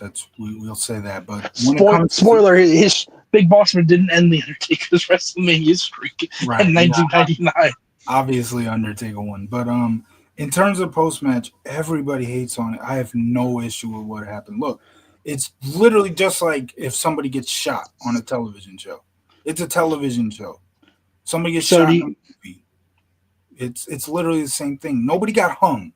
Nobody died. so But Big yeah. Boss did not die after he was hung from the cell. It's a Do you know how television. they did this spot? How'd they do it? So Bossman has his vest on. Yeah. Obviously, you know he wears the vest anyways. So post match, when Taker's like kind of like yelling at him, Mm, he hooks the harness onto the the vet. Bossman's things to his Oh, vest. Yeah. oh, So when they put the rope around his neck, there's no actual tension on his neck, so he's actually not being hung. He is being lifted up. yeah. But I could imagine because he has to sell like he is being choked out. Obviously. Yeah. I could imagine like might be a little scared, like, uh-oh, I'm kind of big here. I Hopefully they adjusted this harness for me. I would have been That's a rough landing. I would have been freaked out. I would have been freaked out. I'm telling you. But look, now obviously they lowered him down post match, probably Yeah. turned off the lights and stuff. But you know how hilarious it would have been if the main event you just see Bossman swinging up in the air. You can That see his body like. that had to be the longest, I don't Well, know, 10 minutes of Boss Man's life. Oh my well, gosh. not even that. They also had to get Edge and Christian down there too. Yeah. They're just chilling. They're just chilling up in the rafters. They swoop down like fucking Sting. Yeah. They come And out and those the cell takes forever to go up and down. Like it's I mean, very slow. So imagine it getting stuck. yeah, oh my gosh. Even when I'm it's coming down, it's like gotta be the longest couple of seconds of your life, man. Like you're praying I'm to the second. stuck. Yeah. But yeah, I have no problem with this hanging. If the argument is oh, think of the children, it's like this Attitude Era WWE and it's pay-per-view. Like this Look, is not for children. Like literally. just be just because hangings of children went up postman does nothing, has no correlation between the bossman being hung. Yeah, well, again, there was I had no They issue. say they say don't try this at home. Obviously, we never tried this at home. Right, obvious. Well, You obvious. know, Frank, you never beat up your friend and then tied a noose around him and then hung him. What kind of childhood did you have, buddy? I Come still have a bad ankle from my friend putting me in an ankle lock when I was 6. on. Yeah, well, again, that's the thing I did not have a problem with when it came to the Hell in a Cell match. The hanging was I had no problem with it. Now we have JR come back. Fuck you, Cole. I'm a No, face no, now. yeah. Michael Cole actually welcomes back JR to call the main event. Michael Cole J- leaves, and it's JR yeah. sees Bossman hanging up in the sky. What the fuck did I walk into? Yeah. So now Mr. McMahon comes out because earlier in the show, and I can't believe I missed this, they actually did an interview earlier in the show, shortly after the Big Show Mankind match, where Mr. McMahon said, well, now I'm going to be the special guest referee. So he is the first person to come out for the match. And right as he's getting to the ring, you hear the commissioner's music start. And that is obviously Oh, Shawn Michaels. So Shawn Michaels said he brought a ticket to get to the place. If you buy a ticket, you can get your own. You can also get your own theme music. huh. I wish Shawn, I'm just a lot of all these fans bought tickets and they didn't get their yeah, own theme no, music. And why does Sean have to buy a ticket? He's the fucking commissioner. He main evented the show last year. yeah, I don't understand why Shawn had to say he brought a ticket. He's literally the I bought commissioner. it. There's some fan who couldn't get a ticket to the event because Shawn Michaels bought it. I bought a front row seat, and I didn't use. I invited Brett. So He didn't show up. so so Sean said that Mr. McMahon had to read the rule book. It says that not Oh, that only one man can appoint an official at a WrestleMania, and that one man is the commissioner, who's obviously him, Shawn Michaels. Sean told Mr. McMahon to get the hell out of the ring and don't let the door hit you on the ass on the way. Oh boy. So Shawn Michaels gets Mr. McMahon kicked out, and that leads us to the this main freaking rule event. book. Austin, yeah, Austin versus Rock. And for me, this is the match of the night. It was not better than their first two matches, but or the next two matches, I should say, WrestleMania 17 and 19. But still a pretty good match. Good enough to be the match of the night. I gave it 4 stars. Um, hold on, let me just see something here. Um, shouldn't have X'd out. Oh, and Sean also barred the corporation from ringside, and the match is no DQ as well. And let me see here. Mr. McMahon ends up coming to the ring in the match, even though even though the corporation was barred from ringside. Mr. McMahon still ended up coming out, and that led to Mankind saving the day, throwing his referee shirt on, and he now decks Mr. McMahon. The second time of the night that Mr. McMahon gets decked, and it ended up being Mankind in the end who counted the 1, 2, 3 after a Stone Cold Stunner. Stone Cold Steve Austin is your new champion as he has defeated The Rock. And like I said, I give it 4 stars. What do you give it? What do you think about this match? I thought it was a fine match. Okay, it's Austin Rock, and they have such good chemistry together. Austin Yes. Rock has the best sells, and it's not this is the first match too, that they've been working a feud. They've had animosity with each other since '97, so it's not like, ooh, first time ever Rock Austin. No, this is a good culmination of the first stage of the Rock Austin feud that started Right. '97. Because post after this, they have a better backlash match than this match, in my opinion. Um, Backlash '99 is one of my favorite shows of the year. yeah, That was a really good show. they have a better backlash match, and after that, they pretty much the feud stops until WrestleMania 17, really. Right. Right. Well, And no. then, Oh yeah, it does. Yeah, you're right. I mean, they have a Hell in a Cell match, but they're kind of those passenger. They're passing by each other, really, I for most of that match. wasn't even thinking of that match. I was trying to think of because it's like talking about '99 all the way to '01, but obviously Austin was injured for most of that time period. Yeah, Rikishi runs him down, and Triple H Yeah. Triple H face him. But no, I thought it was a good first match between the two. Obviously, not better than WrestleMania 17 or 19, but I think that's more. any of their Yeah, high profile matches, including that Backlash '99 match, I think you can put above this match. I think most people would. I know I would. but But that does not take away. This here's was the thing: they wrestled each other a lot in '01 they because did. they had 17, they had the night after Raw, Cage. they had the cage match, they had Invasion. They wrestled each other on a UK show once. The Yep, last Rebellion. Rebellion, they faced each other, and then obviously Survivor Series, they faced each other. And they were So the they, last two in that. yeah. Yeah. So obviously they wrestled each other a lot in '01. So it's kind of hard to look at all those matches and then put that above this one. But the thing with this one, it was the build wasn't amazing.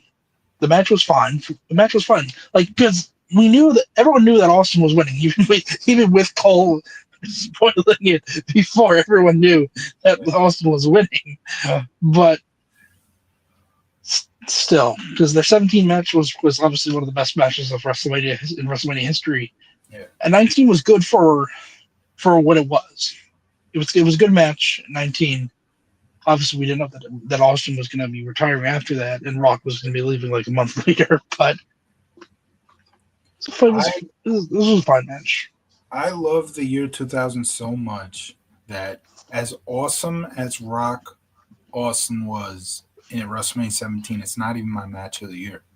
My favorite match of the year was the month before Austin and Triple H in that three stage of hell match. That was a damn good match. That was the angle for it. The build up was great, and then the match itself. You just go where Yeah, they can't touch each other, and it's like for a whole month.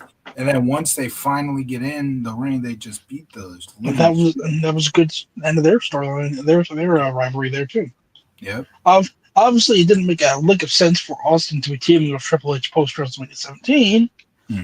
but I do like the one man power trip though, and it's a shame that Triple H got hurt because that could have been it pretty still good. didn't make any sense because I think Austin's reasoning was like, "Well, damn, son, I want to team with the man who'd be willing to kill me." Like what? Yeah, that is a. But from a standpoint that, like, I kind of get it where he's coming from, but it's also like maybe not smart to go with somebody like that. Whereas like this guy would want to kill me, but he's Yeah, I mean, thinking, this man has shown you he's betrayed you twice, dude. He's gonna. What's gonna stop him if he feels like taking that challenge from you being like, "I'll just write him down again." You're not expecting. but the thought is like, if he's willing to do that stuff to me, if I have him on my side, think of what he would be willing to do to my enemies. That's kind of I think what Austin meant when he would say that. It is crazy how Triple H does miss like literally the the whole invasion. Yeah. I think he could have been perfect as one of the guys who would turn on the WWE because I've said it plenty of times. Oh, Triple H is much better as a heel. And even though I did enjoy Austin's heel runs, the crowd just wants to love him. That's the problem. That's literally Well, why everybody says Austin's heel runs didn't work. So Triple H would have been better off Tri- being the guy to have turned his back on WWE. Triple H's heel run would have made more sense for him going to WCW because unlike Austin, I don't think Triple H was really too anti WCW when he left. Mm, Obviously, he didn't particularly like it because he was Paul John Paul whatever. He was a Levesque. he was a he was a Frenchman Yeah. in WCW, but and Austin got fucking fired by FedEx, and that's what really started up the Stone Cold character because then he went to ECW and cut the promos. Yeah. But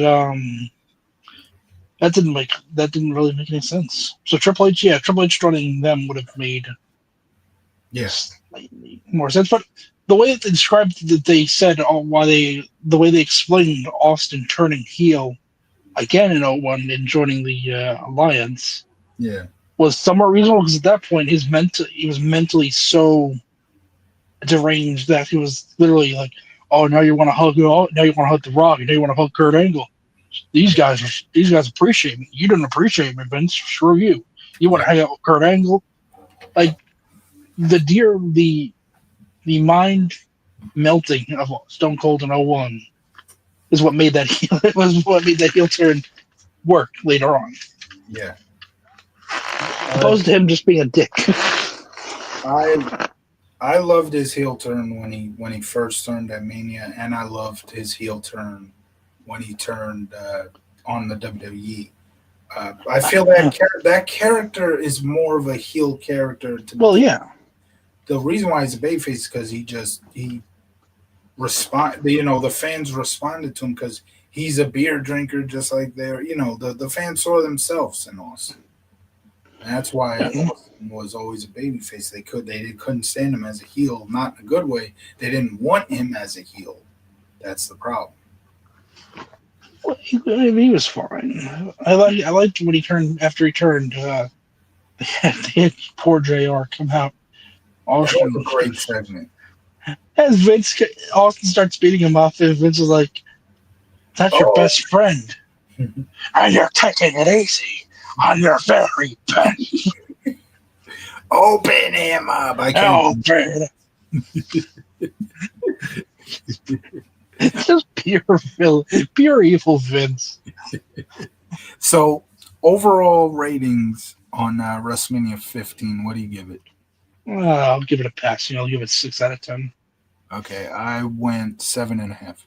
Like I said, to me, this is one of the more underrated WrestleManias. I'm not going to sit here and say it's the best. It's nowhere Well, near. It's nowhere near the level of like 19, 17, and 3, but it's it still is I would probably say it's probably the third best WrestleMania of the Attitude Era.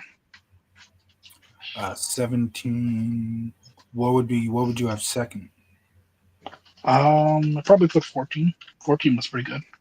Okay, I kind of If you see. if you count 13, that's still I still have 19. I still have 15 ahead of 13. 13 wasn't very good. I wouldn't count. I would count 13 as still being like late new gen era. To me, the Attitude Era started. It's such a tough thing because WWE never even gives you like their own like Because when they're not sure. They change it every now and again. Like they sometimes say it's 13, sometimes they say it's not. they sometimes they normally are pretty like they tell you when it ended. They say it ended at WrestleMania But 7, yeah, but they're when pretty set bet on that. to me it began.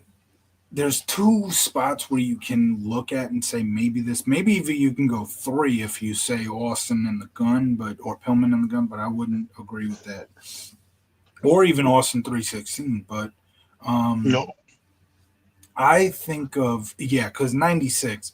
I view yeah, everything 96 as new gen. yeah. But to me, Pre attitude new gen. yeah, to me, the Attitude Era began with Survivor Series 97.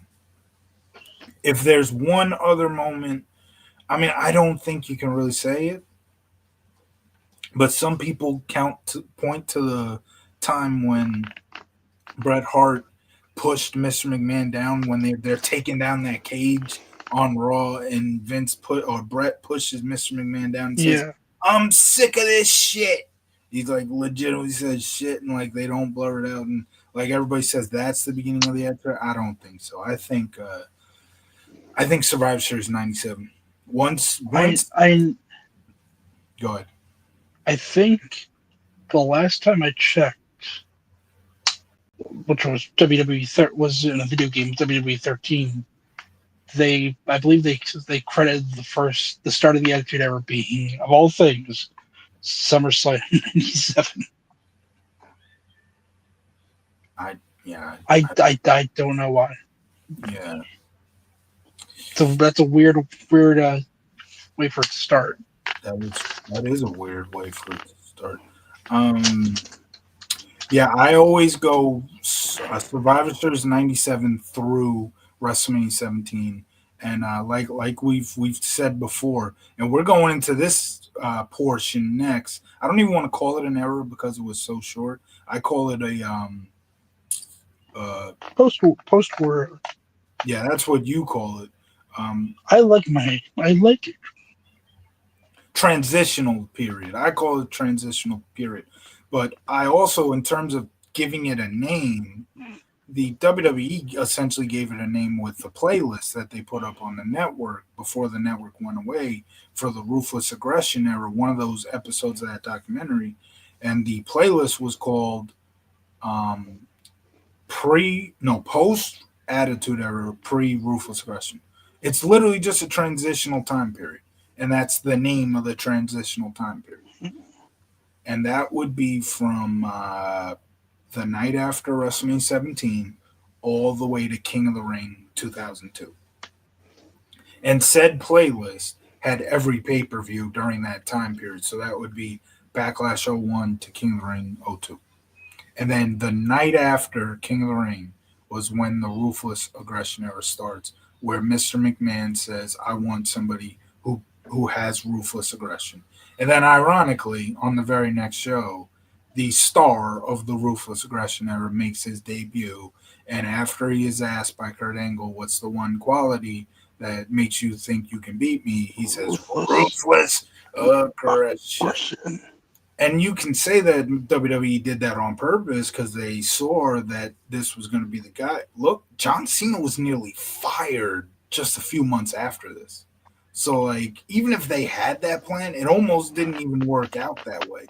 So that's why it's always crazy to me that like Vince McMahon says that one night, and then literally going by taping, literally the next night, John Cena, the star of the Ruthless Aggression Era, makes his debut. Well, I have Google saying that the Attitude Era did start at Survivor Series, but 97. yeah, 97. But you want to know when it has an ending? I want to hear it because so many people have so many answers, and so many of them are crazy. Well, Go they ahead. have it ending May 6th, 2002, Oh when yeah, the WWF rebranded to the WWE. a lot of people have said that, and at least that makes sense. But some people, I've seen some people say, "Oh, when WrestleMania 20 went off the air with Eddie Guerrero and Chris Benoit as the champ, that's when What? the Attitude Era." Yeah, I swear, some people have said that. Some people have said that. Like that's literally 2 years into the Ruthless Aggression Era.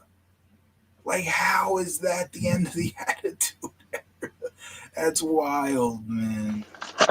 And I'm in Attitude Era groups where like people bring up shit from like 2003, and it's like, okay, this is not Attitude Era. Which like I'm not the type of person that would be like, why are we talking about shit that's not related to the group? But it's like seeing that and like, oh, this person must think this is Attitude. Like I have no problem with people going off. Like it's a fucking Facebook group. Like don't do it. Like chill, bro. Don't let the like. Who cares if people are posting about stuff that's not necessarily on topic? But when I see somebody post something that's like from 2003 in an Attitude Era group, I'm like, do these people actually think 2003 is Attitude Era?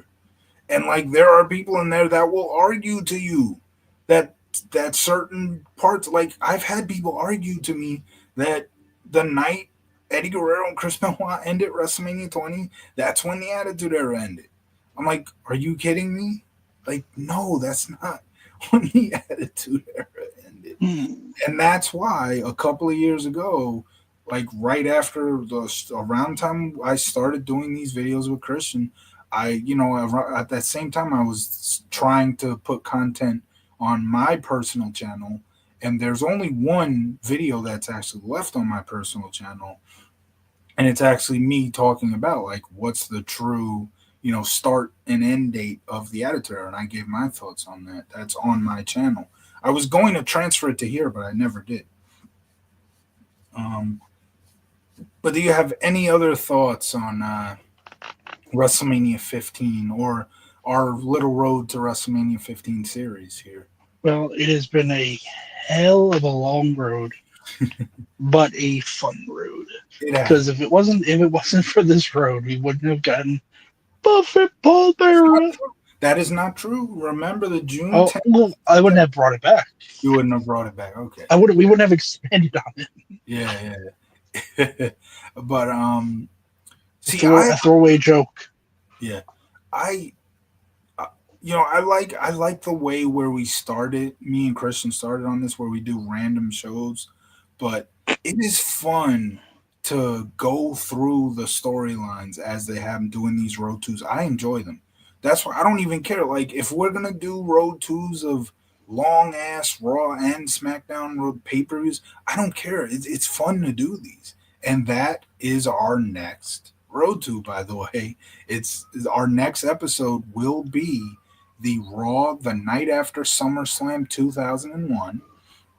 I believe Rock actually faces Lance Storm in a random ass world title match on that show. But yeah, that will be our next show. And that show will be starting the road to Unforgiven 01, minus the 9/11 SmackDown, because we've reviewed that earlier on the show. Not this show, obviously. I mean, on the channel, we've reviewed that in this FNC Retro Wrestling Review series. Other than that, on the road to Unforgiven 01, we have not reviewed anything else. And when I another thing, sometimes when we bring up potential road twos, I'm like, well, we've reviewed the pay per view. See, Yeah, with that though, like if I mean if we skip over the weekly shows that we've reviewed, why not just still do the road two, and then if we have done the pay per view, just on the last weekly show before the pay per view, just be like, look, if you want to see our review for the pay per view, it's in the archives. Why not? I mean, heck, there were three pay per views on this road to, and one of them we had already done.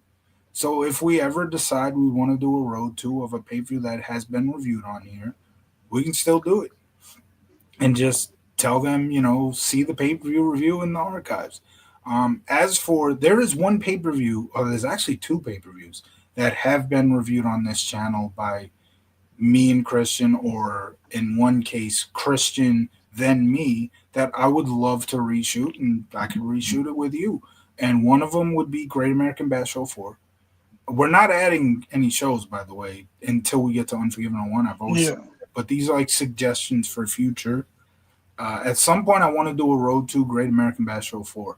And once we get up to that, once we get up to the pay per view, I would love to redo the pay per view because the episode did not originally go the way I wanted it to. So that's one I would love to redo. And then Road to Invasion. If we ever do that, Christian originally did the Invasion review by himself. So ultimately, as time went on, it's like I still want to talk about this show, so I'm going to do my own review. And my own review is like 48 minutes of just me talking, which you kind of need somebody. You need a guest host for these, or a guest for these, right? Or somebody to be with you. So I would love to reshoot an Invasion review, and of course we get your thoughts on the Invasion pay per view yourself when we get to that, and then your thoughts on Great American Bash. I had stuff. I was kind of rushed through the Great American Bash 04 pay per view, which is a big reason why I wanted to do it again. There was stuff I wanted to talk about that I couldn't really get to because Christian was rushing me, which I guess he was in a rush, which is fine, but it's like, why are we doing it now then? But, what are you going to do? So those we can get to in the future. This is your road to. This is actually the first road to you've ever picked, and it's Unforgiven yes. 1. It's going to be our next one. And once we get to Unforgiven 01, that review, the actual review of the show, we will pick our next two road twos. I'll pick mine, Troll will pick his. Unless Christian is with us for the Unforgiven 01 review, then Christian can pick his. I'll pick mine, and then Troll can pick his. All three of us will freaking pick, and then we'll have like three, possibly three road twos to go over unless Christian just picks a pay per view and we'll just review that and then get to the road twos. But Mm. so yeah, also coming up besides the road to Unforgiven, I did the Islanders just tonight was the last game of the month, right? No, no, the 31st is. Oh yeah, New Year's Eve, right? We played Toronto on New Year's Eve. I forgot. Yeah. So Mm. after they played the Leafs on New Year's Eve, sometime in January we will, or hopefully very early January, not New Year's. I don't think we'll be doing it on New Year's, but at some point we will get to Mm. a December recap for the month of December for the Islanders. So be on the lookout for that. Be on the lookout for the Unforgiven Road to Unforgiven 01. Thank you to anybody who's been with us, watched any of these videos for our Road to Thank WrestleMania Yeah, 15. thank you if you watched any of our videos this year. Yeah, This was a good year for the channel, yeah. and you know what's funnier than 2024, Frank? What? 2025. So yeah, we definitely had a fun year. We had the TJ Tampa stuff. We Look, we were doing a countdown of the top 10 moments of this year on the channel. The TJ Tampa thing would be near the top, mhm. but our reactions of the Mets from May to our recap of the Mets in June, and then in July, and then in August and September. We went from, oh my gosh, I didn't even want to do the May recap. I know you didn't. I remember. I was so bored doing it because it was like this team is going nowhere. We're losing. And then June happens, and the next thing you know, we're recapping an NLCS. We never even thought we'd recap a wild No, card series, let alone a freaking uh, NLCS. But what a year it was in terms of the Mets. We had a lot of fun yeah, shooting. We shot the September recap right after the second game of the doubleheader where they yeah, clinched, and both the Mets and the Braves are dapping each other up. Hey, we're both going to the play. yeah. We're both in the playoffs, baby. Only one of us will advance, though, motherfuckers. one of the Uh, one of the greatest regular season games in franchise history. Lindor hitting that home run in the ninth inning. yeah. Oh my gosh, what a moment that was! Pete Alonso's home run in the wild card to win the wild card series. Oh man, It was a great year for the Mets. it was. It was an okay year for the Islanders. They're still in it. They're still right I, there for I playoffs. mean, I mean, like even because they did make the playoffs this year, it's still 2024. Yeah, they did. And remember They, when we did our live watch along yeah, against the Red Wings, they lost that game. We're now like five back of the Red Wings, and I'm like, hey, that 5 points, excuse me, can be made up in a minute. And you're yeah, like, no, it's over, it's over. Next thing you know, yeah, we're in the playoffs against the Hurricanes. Like I of told you, course we are. 5 points can be made up like that. And right now, I think It they're only how many points out of a play? What are they like? Five? They might be five. if we had won if we had won today, we would have been in the playoff spot Yeah. So what are they like 3 points back? Well, probably. But if they but now again, won, the Penguins just won beat us, so yeah. we might be Well, further back, if they won, they would have tied the Penguins. and we Uh, would have had an advantage. yeah. We have games on Ottawa. Mm, yeah. Well, it's definitely not over, but obviously, except for what the Islanders did in April, and to make that run to get to the playoffs, in terms of our sport teams, and even though we do not root for the same football team, we can include our football teams in there because neither of them were all that good this year. No, not really. The My Mets my my. the Mets were the team that gave us the most joy this year, obviously, and Yeah, we both sat here in March. That's when we did the yeah. Well, yeah. obviously we would have had to do it because the season began on like March 30th. So we both sat here in March doing our preview, and we both said the team wasn't going to make the playoffs, and they made it to No, Game 6 of the NLCS. How about that? and I just remembered this because I was thinking about what would have happened if we had broken the Soda News live on air. Hmm. I remember because Who called we did a free agent thing, and that's when I broke the Dunclair it?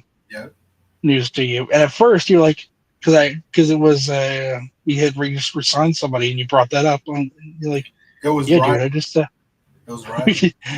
you're like, yeah, dude, I just like, and Anthony June Claire. Mike Riley made a lot of firsts on our channel this year. He has no idea who we are, but No, he he did doesn't. a lot of firsts for us. He scored the first Islander goal in any of our live watch alongs. We haven't done a watch along since. That's literally the only one we've done. I don't think he scored since. He may not have, but he scored the first Islander goal there, and then he was the first Islander signing to happen while we were live streaming. Yeah, So there you and go. that, but breaking Anthony Dunclair was a pretty wild moment to have So, done so live here on stream. here are some of our best moments for 2024. Uh, so our June recap actually absolutely has to be up there. I guess you could put the May one up there because it was so freaking. It We was were so so I said, oh, here it comes the month of June. We're gonna be awful. yeah. Well, there you go. How could have I known that Grimace was gonna be a thing? Who would have known that Grimace would save the day? But yeah, our Grimace and Latin rock star. yeah, our so our May and June recaps for the Mets. Our TJ Tampa draft day Cybel shoots episode. um, what else do we have? The Paul Bearer Buffy stuff. Paul Bearer Buffy was pretty good. The whole June 10th 2004 SmackDown review, and that's one of my favorite SmackDown episodes of all time. And it ended up being a show I had so much fun talking about on It, YouTube. it was a hell of a show. It was the best of times, the worst of times. I think that sums up uh, our channel perfectly.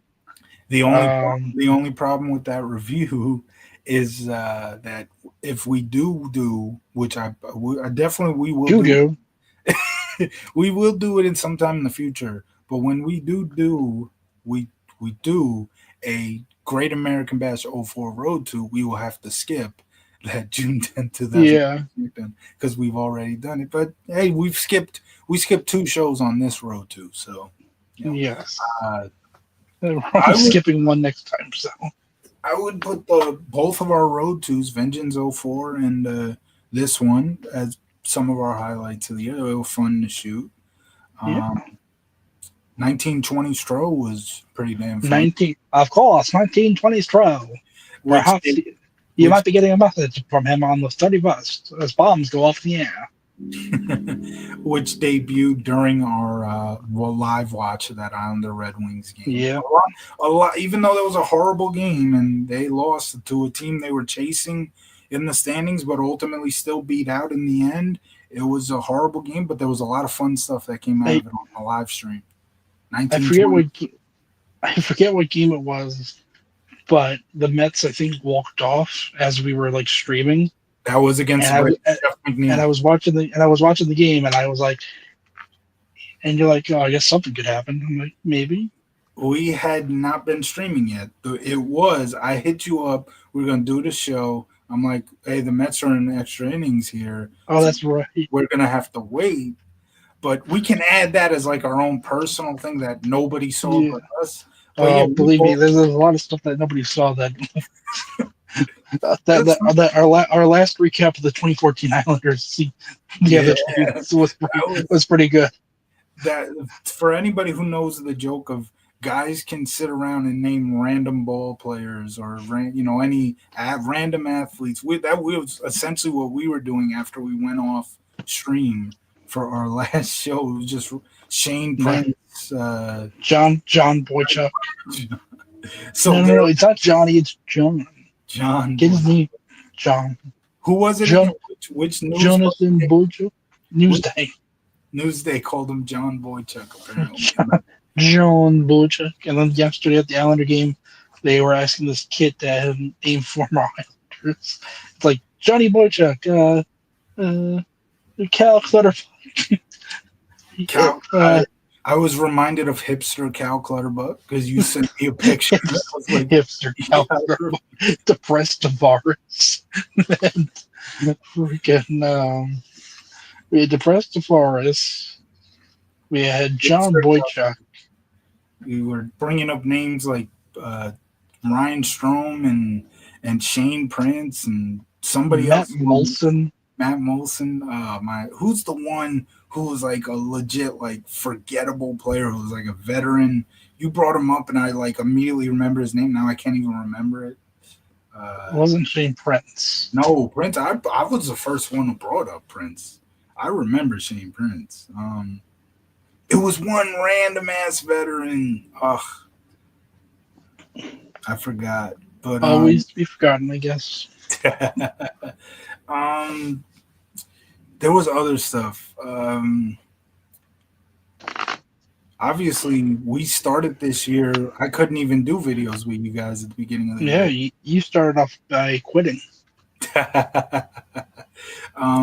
I was obviously not home, so I could not do the shows. We we started off our recaps, our monthly recaps, with a October through February recap Yeah, of the Islanders. That I'm was never doing that again. we did our we looked back at the back-to-back Eastern Conference Finals teams. That was fun. Yeah, that was fun until we got to 21. Well, it's fun until we get to both of those Eastern Conference Final series. To be honest, I was more fine. I was more fine with how 2020 ended because we didn't get school. We didn't. Our season didn't end on a freaking shorty. I hated the way both because they came close in both of those years. They Yeah, literally but Dallas would have given us more of a struggle than Montreal would have. Montreal would have been the first opponent. No, Montreal They was turn literally one. see, and they literally just talked about this on the Oh show. yeah, that Butch even said it, so that's why Butch is confusing me. But no, you're right. Montreal would have been the second. yeah I still think Montreal. That we would have beat Dallas. I have no doubt in my mind. We I'm would. not sure because we would have ran. We were already running on fumes at that point. Yeah, no. That's kind of Barry part of the reason why we lost to that Tampa team. Barry Trotz would have had them ready to play. There's no doubt in my mind. That's why I think we would have beat Dallas. We would have beat Montreal. It's just That was that Tampa team was so offensively skilled that we couldn't stop well, yeah. They also had a fucking brick wall them. in Oh yeah, that, yeah, and Vasilevsky, yeah. but But I always do find it funny how for years our power play is what killed us, yeah, and it was the power play that killed us that year. Amazingly, in the that short-handed goal. this is one of the reasons why 2020 is frustrating. They were literally Well, one of the reasons why the year 2020 was frustrating. It they was the were, they were literally a Brock Nelson had a breakaway in overtime in Game 6, and he just flat out missed the net. If that goes in, we go to Game 7. And again, look how Game 7 went the year after. And that could have been anybody's game. So you just never know. They could have won Game 7, especially with how they won Game 5 in double overtime. And then if Brock scores that's another double overtime win. You just have all the momentums on your side going in Game 7 there. That's I saw that. all that I saw that Beauvillier scored the opening goal tonight. he did. He did. That doesn't make any sense though.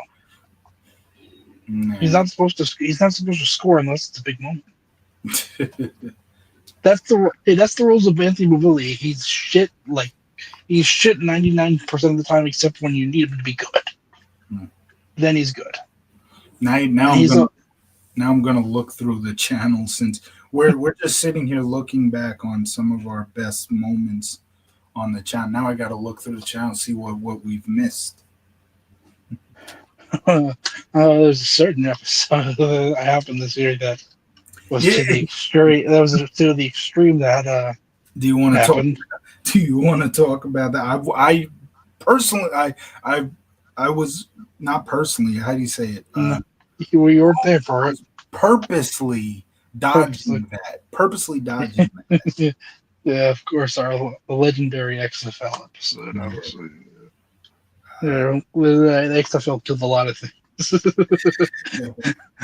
It did more. It's still having lasting effects to this day. We did our Raw review. Oh, you know what we missed? We missed our 6 hour show, the July 30th, That's 2000 Raw. Our 6 hour show. You yeah. That could we forgot to turn off the to end the stream. we didn't forget. We just kept going. Yeah, but normally when we keep on going, we just turn off the Yeah, stream. yeah. So our so as I've always said, you can turn on the Easter Epic and turn on Yeah. our 6 hour Raw review for July 30th, 2000, and the Easter Epic would end first. You turn them both on at the same time. Just insane. Yeah. Amazing. We had a lot to talk about. Yeah. That's pretty much it, really. In terms of like our best moments of 2024. I'm sure I can probably bring up like statistically what was our best video. Mm. Maybe not. Well, I closed our channel. I could have looked that up if you would have asked, but I'm not even on the channel anymore. No, not this one. I'm on my personal channel right now, just looking through my subscriptions. How dare you?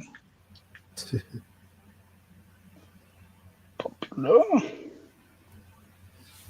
There's something for Paul Bearer in my subscriptions. Oh yes. um. So Our from highest, from our live, we're still the Royal Rumble from last year, still our Yeah, most oh, popular. it is. Yeah, I could have But told you. of but of all the live videos that we did this year, it was the free agency that had the most views. Yeah, because that hit like 100. Yeah, that has 100, and then it's the of all of it's The our Islanders Smack- deadline talk. what about the SmackDown after Eddie won the title that February 19th? I remember that having like 80 views. Um, no, what has a lot of views, surprisingly, is my first SmackDown episode. Oh yeah. Because around that The time, positive spin has a lot of views too. yeah, that got like 80 views. But if you actually look around that time of your first SmackDown, which coincided with like the first followed, it was followed by the first couple of Road to WrestleMania 15 episodes that you and I did.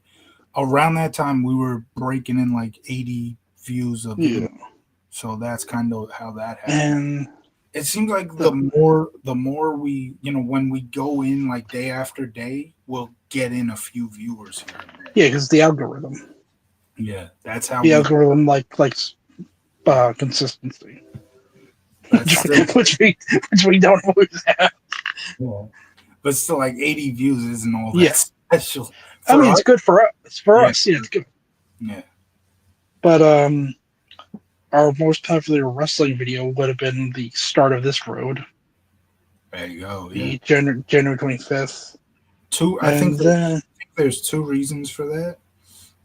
And again, technically, the start of the road was 2 years ago with the Royal Rumble 99. But the reason for that video being so popular, I think, is twofold. We were consistently putting out videos at the time, and the thumbnail I used was a popular meme. I think people saw yeah, that thumbnail and wanted to click on it just for the meme.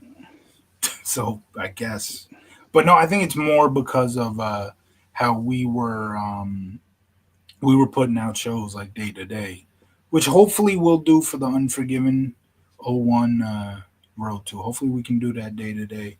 I will no longer have Peacock for that Road to. Not that I'm unsubscribing, but for the Raws, I will have to watch on DVD because Raw is leaving Peacock.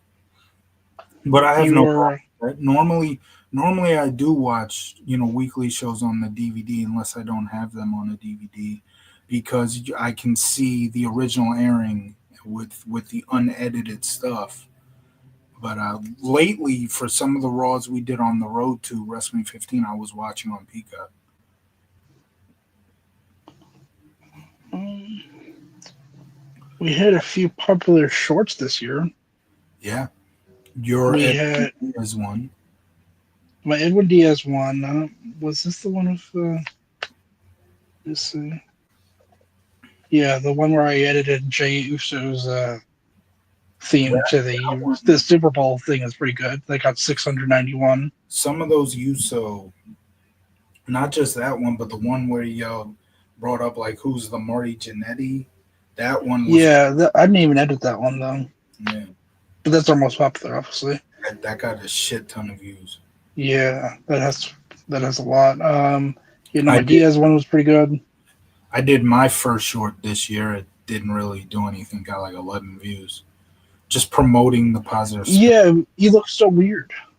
That's like a cursed image. Because you got the beard and no glasses, and the hat. That's like a cursed image. They I probably thought, literally who is this AI guy? I literally look just how I look now. I have the same hat, the same jersey I on. know. I'm saying without the glasses, that he looks like a totally different person. Yeah. It's like Clark. It's like Clark Kent, and Superman. You remove the glasses, you could be a totally different person. Yeah, that's funny. Um, there's not that much Um, else I can think you of. know, you actually had the most popular video, like other than CJ's Houdini Yeah, reaction, which popped off. the 2002 home video. Yeah, Uh, yep, that because I've looked at the analytics to that. Apparently, it got attached because I shot that. I think I uploaded that on like a Friday, or maybe a Saturday. I think I shot it on a Friday and uploaded on a Saturday or something like that. So this was like right after a SmackDown aired, and there was a clip that WWE uploaded from that SmackDown, and my video somehow ended up getting suggested to people after they Mm. watched that video. So that's how that episode ended up getting like 300 plus views. I remember the next 3 days from the day I uploaded it to like the next 2 days after, I was checking YouTube Studio like every once in a while, and I'm like, "Holy shit, how did this happen?" Like, what? It's like I need to keep doing this series. I haven't done one in a while. I need to I get back. know.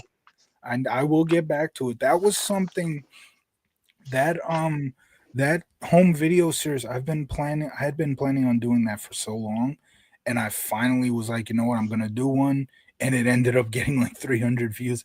But then my '03 one just bombed. It got like Yeah. 11 views or something. But that doesn't mean I gave up on it. Yeah. I will get back to that.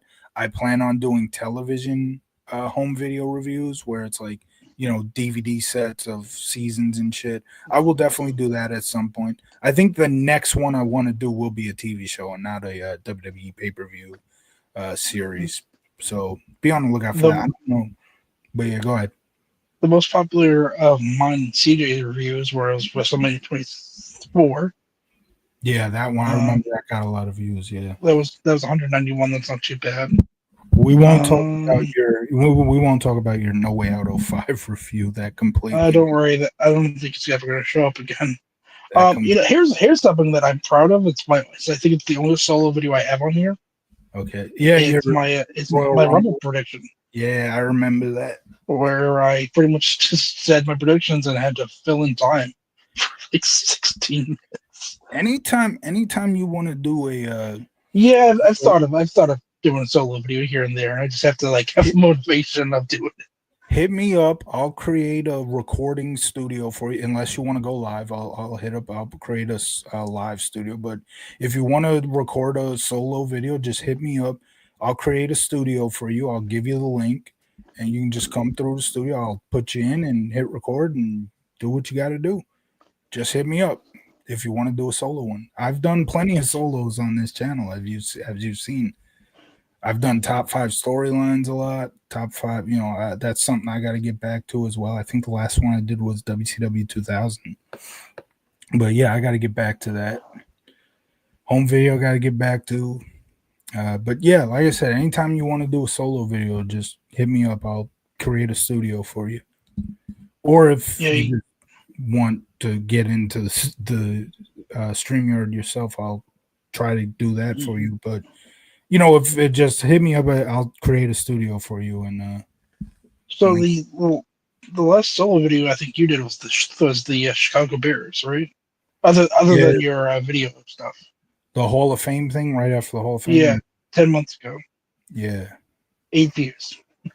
I did that before the home video videos. I think Yes, the last solo video I did, I thought was the 2003 home video series. maybe it was my favorite moments from WWE 1999. No, So I'm pretty because that sure was the 10 months ago. I'm pretty sure the No, last that's time I just did. no, it's you. No, I know it's me, but I'm pretty sure the last time I did a top list like that was WCW 2000 storylines, top 5. I'm pretty sure that's the last one I did. CJ and Tro's podcast from hell. I wonder what the hell. Me and CJ's WrestleMania 18 already did pretty good, 34 views. Yeah. Y'all screwed me over with that one. That's Yeah, is that the one that got you back? got me That made back. you come, made like one of your first times you were like, I'm coming back, motherfuckers. I don't know what you mean. Oh, yeah, Because that was like no, I think that was before I came back. mm, And y'all just randomly decided to do it cuz I told you can do videos with Tro, just don't do any of the shows that I want to do. And to be that fair, I made think I picked it. Yeah, I know, and Christian was supposed to say no, you can't do that one. But then you all no Christian picked WrestleMania. I'm pretty sure Christian picked WrestleMania because you were the one who picked No Way Out '05. No Way Out 05 I was not angry with because Yeah, that's not your era. Oh no, it no, is I it guess is I was about to say that actually that is your era. Yeah, 05 is still that my counts. era, but it's not one like, oh my gosh, I want so badly to review this show, like 05, like even like some of those 05 pay-per-views, even though I enjoy them, it's like not ones I'm itching to review. But but you and I are going to have to someday review WrestleMania 18 together because I'm not doing another 40-minute review Yeah. by myself. Um, a fun one that didn't get a ton of views with me and CJ was our WrestleMania 25 review. Uh, That's when whenever we brought up someone who was a murderer, yeah. I would play the alarms like murder. I think I did it for Snuka and for Sunny. And then a few episodes later, when you were on with me, I told you to hit the alarm for Carter Hart, Oh God. Um, who's not a murderer. We want to no. mention that, but he did do other bad things. Um, See, here's one I didn't remember doing. I don't remember doing a Crown Jewel 2018 review. I think that was just him. That was me and him. I just Oh, looked at it because that's right before his Houdini reaction. oh, You did my thoughts on who killed the WCW Vice Series. yeah, which I still haven't watched. That my whole thing. By the way, since somebody, I'm sure somebody's sitting there like, oh, he gave his thoughts, but he didn't watch. My whole thoughts was not like, oh, I didn't like this. My whole thoughts was, why are we doing this to death? Like, no pun intended. But the talk of who killed WCW has been done to death. Let's be honest. Yeah, yeah, you did a very quick video of CJ, 15 minutes of the never-ending WCW debate. Yeah, that was a clip. I was gonna say, was that a clip or was that That was a clip. Yeah. Bret Hart still the old man? That's a clip. Uh, about a lost episode of a TV show on YouTube. Yes. That's you. Yes, obviously. I thanks to thanks to this little video. Oh shit, dropped it. Oh, you dropped it. That's actually our last like normal video outside of I guess whoever Jace Static is. Oh yeah. So thanks to this, no, that's a clip. Some of those from that's from a full episode. So if you're seeing Yeah. actual videos from that, those are clips. Thanks to this little video converter right here, and the fact that I brought blank VHSs with that show on it. The missing Shasta McNasty the Crush episode, which was never uploaded to YouTube before, I was able to upload it and bring it to the world. I need to re-upload it because this video converter is a little, it can be annoying and the audio is a little fucked up in the video, but you can still watch it. It's on my short-lived sitcoms channel, which is now like short-lived sitcoms and commercials because I've done commercial videos too, which is all like late 90s, early 2000s stuff, short-lived sitcoms and Well, any commercial compilations. well, before we head out, what do we have to look forward to in 2025? We have the of course the monthly recaps of the Mets and Islanders. It's an honors We have a few more road twos. I'm sure We'll hopefully we'll throw some other shit in there. yeah, we will probably have a ton of road to. I think road twos is what we're doing now. Yeah, I'm until unless I can somehow sneak in a quick little the shotgun with Elmo. we can do special episodes like that too. I have Yeah, no problem. Look, because maybe shotgun can be like a watch along, reaction video. Because like, yeah, because what here's are the you gonna thing. review with a shotgun? Like, there's not much to review. Yeah, because here's the thing. Like, I love doing the road twos, but at the same time, I'm like, I really want the reaction of Frank to watching the Elmo and Sunny sex scene. I will say if I was a little older in the mid '90s and I was actually watching wrestling, I would have been very attracted to Sunny. But it's like now knowing what's happened to her and now how she looks today, it's like I have no attraction to her. Sorry. Look, you will watch Fondle Me Elmo and Sunny. You're laughing now. That's what he I said when know. he I've walked seen in. it. I've seen it. I know. We I'm can Elbo's react. I'm Elbo's older brother. Fond of me. We can absolutely start react. We've already done the Rage Party reaction. We'll have some more WWE Yeah, show reaction. Obviously, we can't do like actual Raw episodes, SmackDown. yeah, oh Those yeah. would get copyright to hell. But like shotgun episodes, metal, shit like that. Whatever we can get on YouTube that Yeah, the whatever. WWE if WWE has like taken that shit off yet, then Right. they obviously don't care too much. How about a live wire? I Ooh, love that'd be live great. wire. Yes, we got to do some live wire reactions. We need to bite this. That what about that infamous bite this that was uploaded not too long ago from like Mm. 2005 where it was just Cole and Taz? We can go through that. Then we need to review our. Then we have to do a watch along of our own stuff.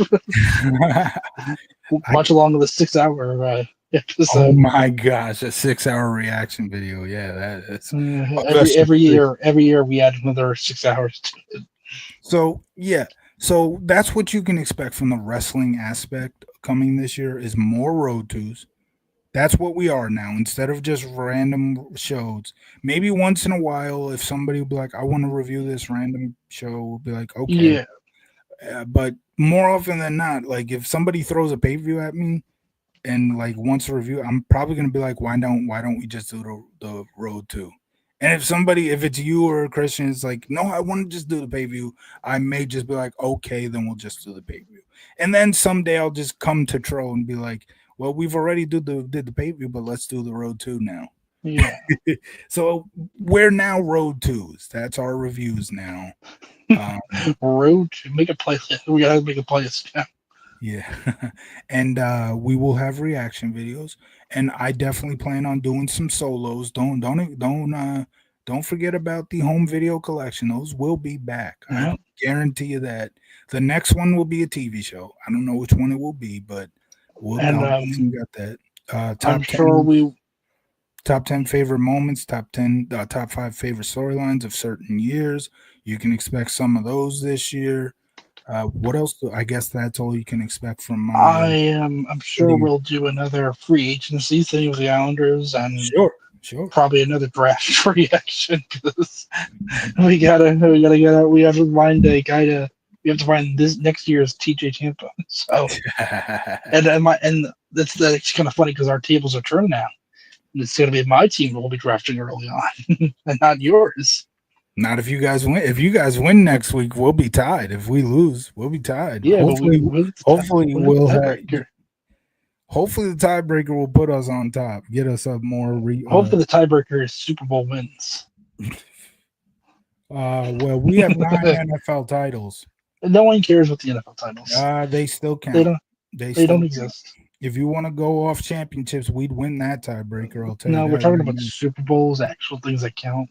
If you're going to talk about championships, you can't talk about championships without including NFL titles. We have nine. No, We have how the many? second most NFL titles in NFL history. No, Only one team can beat us in that tiebreaker.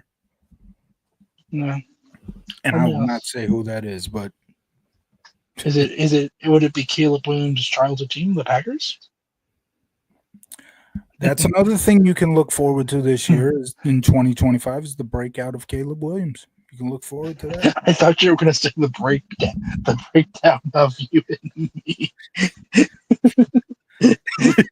because I make fun of Caleb because I bring up Caleb Williams being a Packer fan. Like I said, hey, Mike Piazza grew up a Philly fan, and once he came to the Mets, nobody gave a shit about that. He grew up a Tommy Lasorda fan. He was still a Let's get Phillies that. fan. He was still a Phillies fan.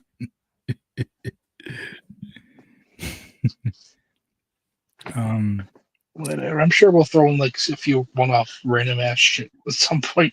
That my twisted mind will think of like, hey Frank, how about we do this? We'll Here's probably do a something. watch along with the Islanders or even the Mets next year too. Yeah, we got to do a game for the Islanders soon. We definitely do. Remember when you threw out the Utah game because we that's coming up soon. We Very do soon. play Yes. Utah in Utah. I have not watched the Utah game in a minute though, but they're still the same players. I'm sure about it, unless they made any minor They're moves. new. They're nice. We have to watch the expansion team's first game. They're Yeah, so not that an they're new. they're not an expansion team. They exist last year? Yes, they did in Phoenix. No, they didn't. No. Yes, First of all, it wasn't Phoenix. The Phoenix Coyotes died when Wayne Gretzky well, left. Arizona, whatever, and they did exist in Arizona last year. Just like how once Ovechkin passes Gretzky, they're going to unretire 99 and retire 8. Uh, so yeah, reaction videos. Let's get to that one more time. Yeah, so we've agreed on that shotgun episode. Yeah, We definitely got to do some the interactive show. I just said not bite this, the one before it. live wire. Live wire. We got to do some live wires. I love live wire.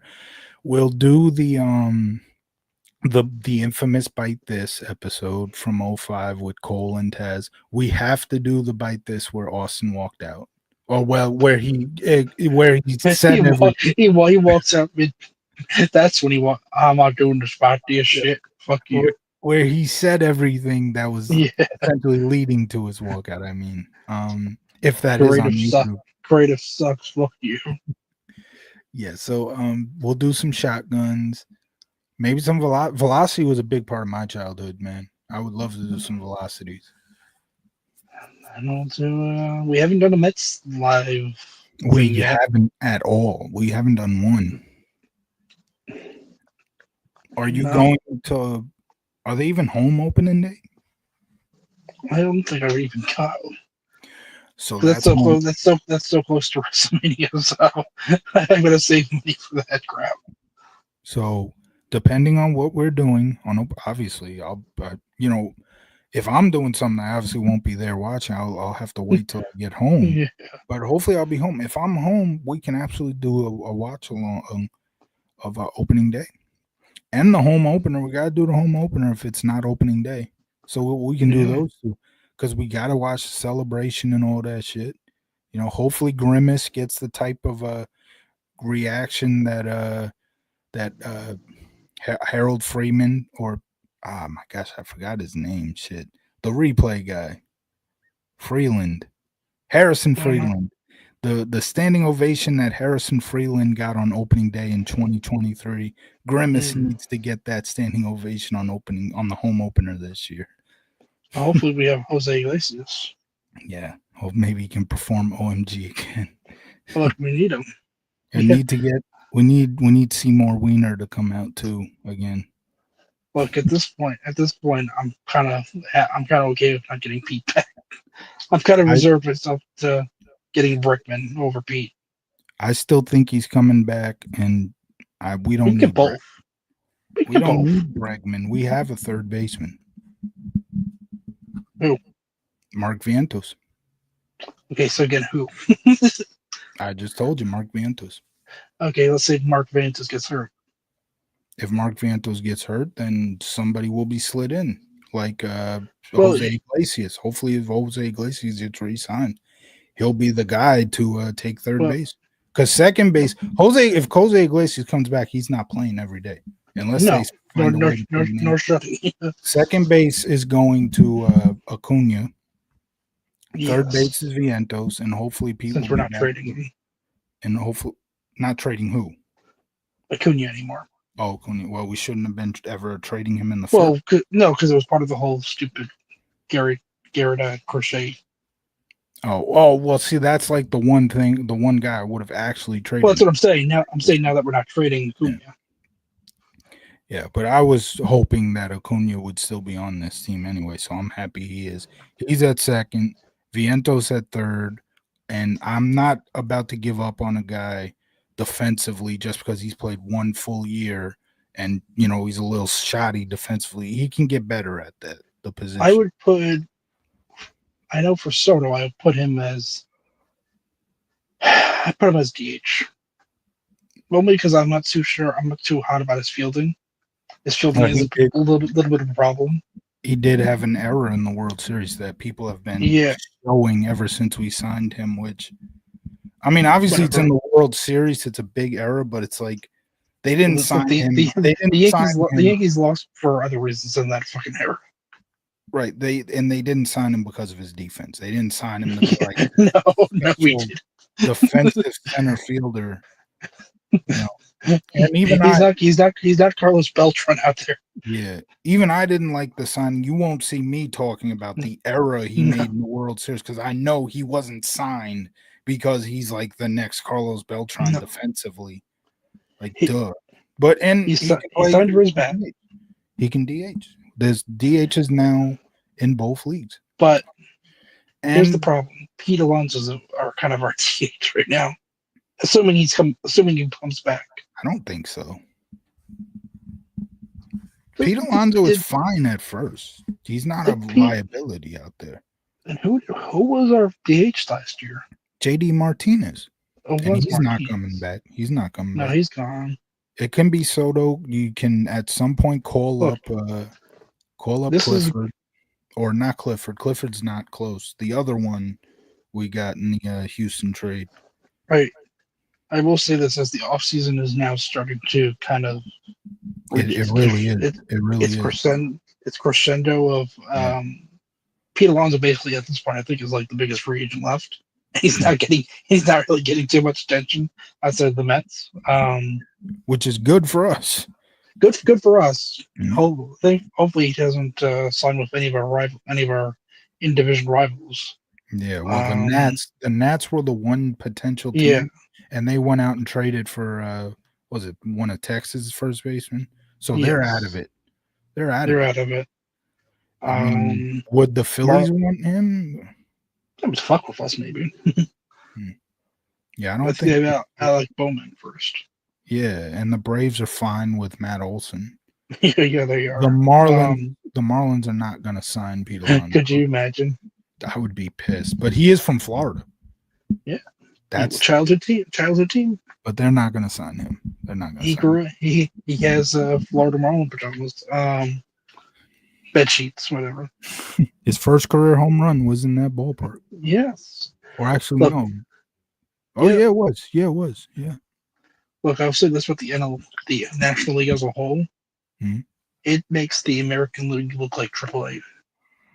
It's Maybe. going to be a absolute battle just to get to back the NLCS.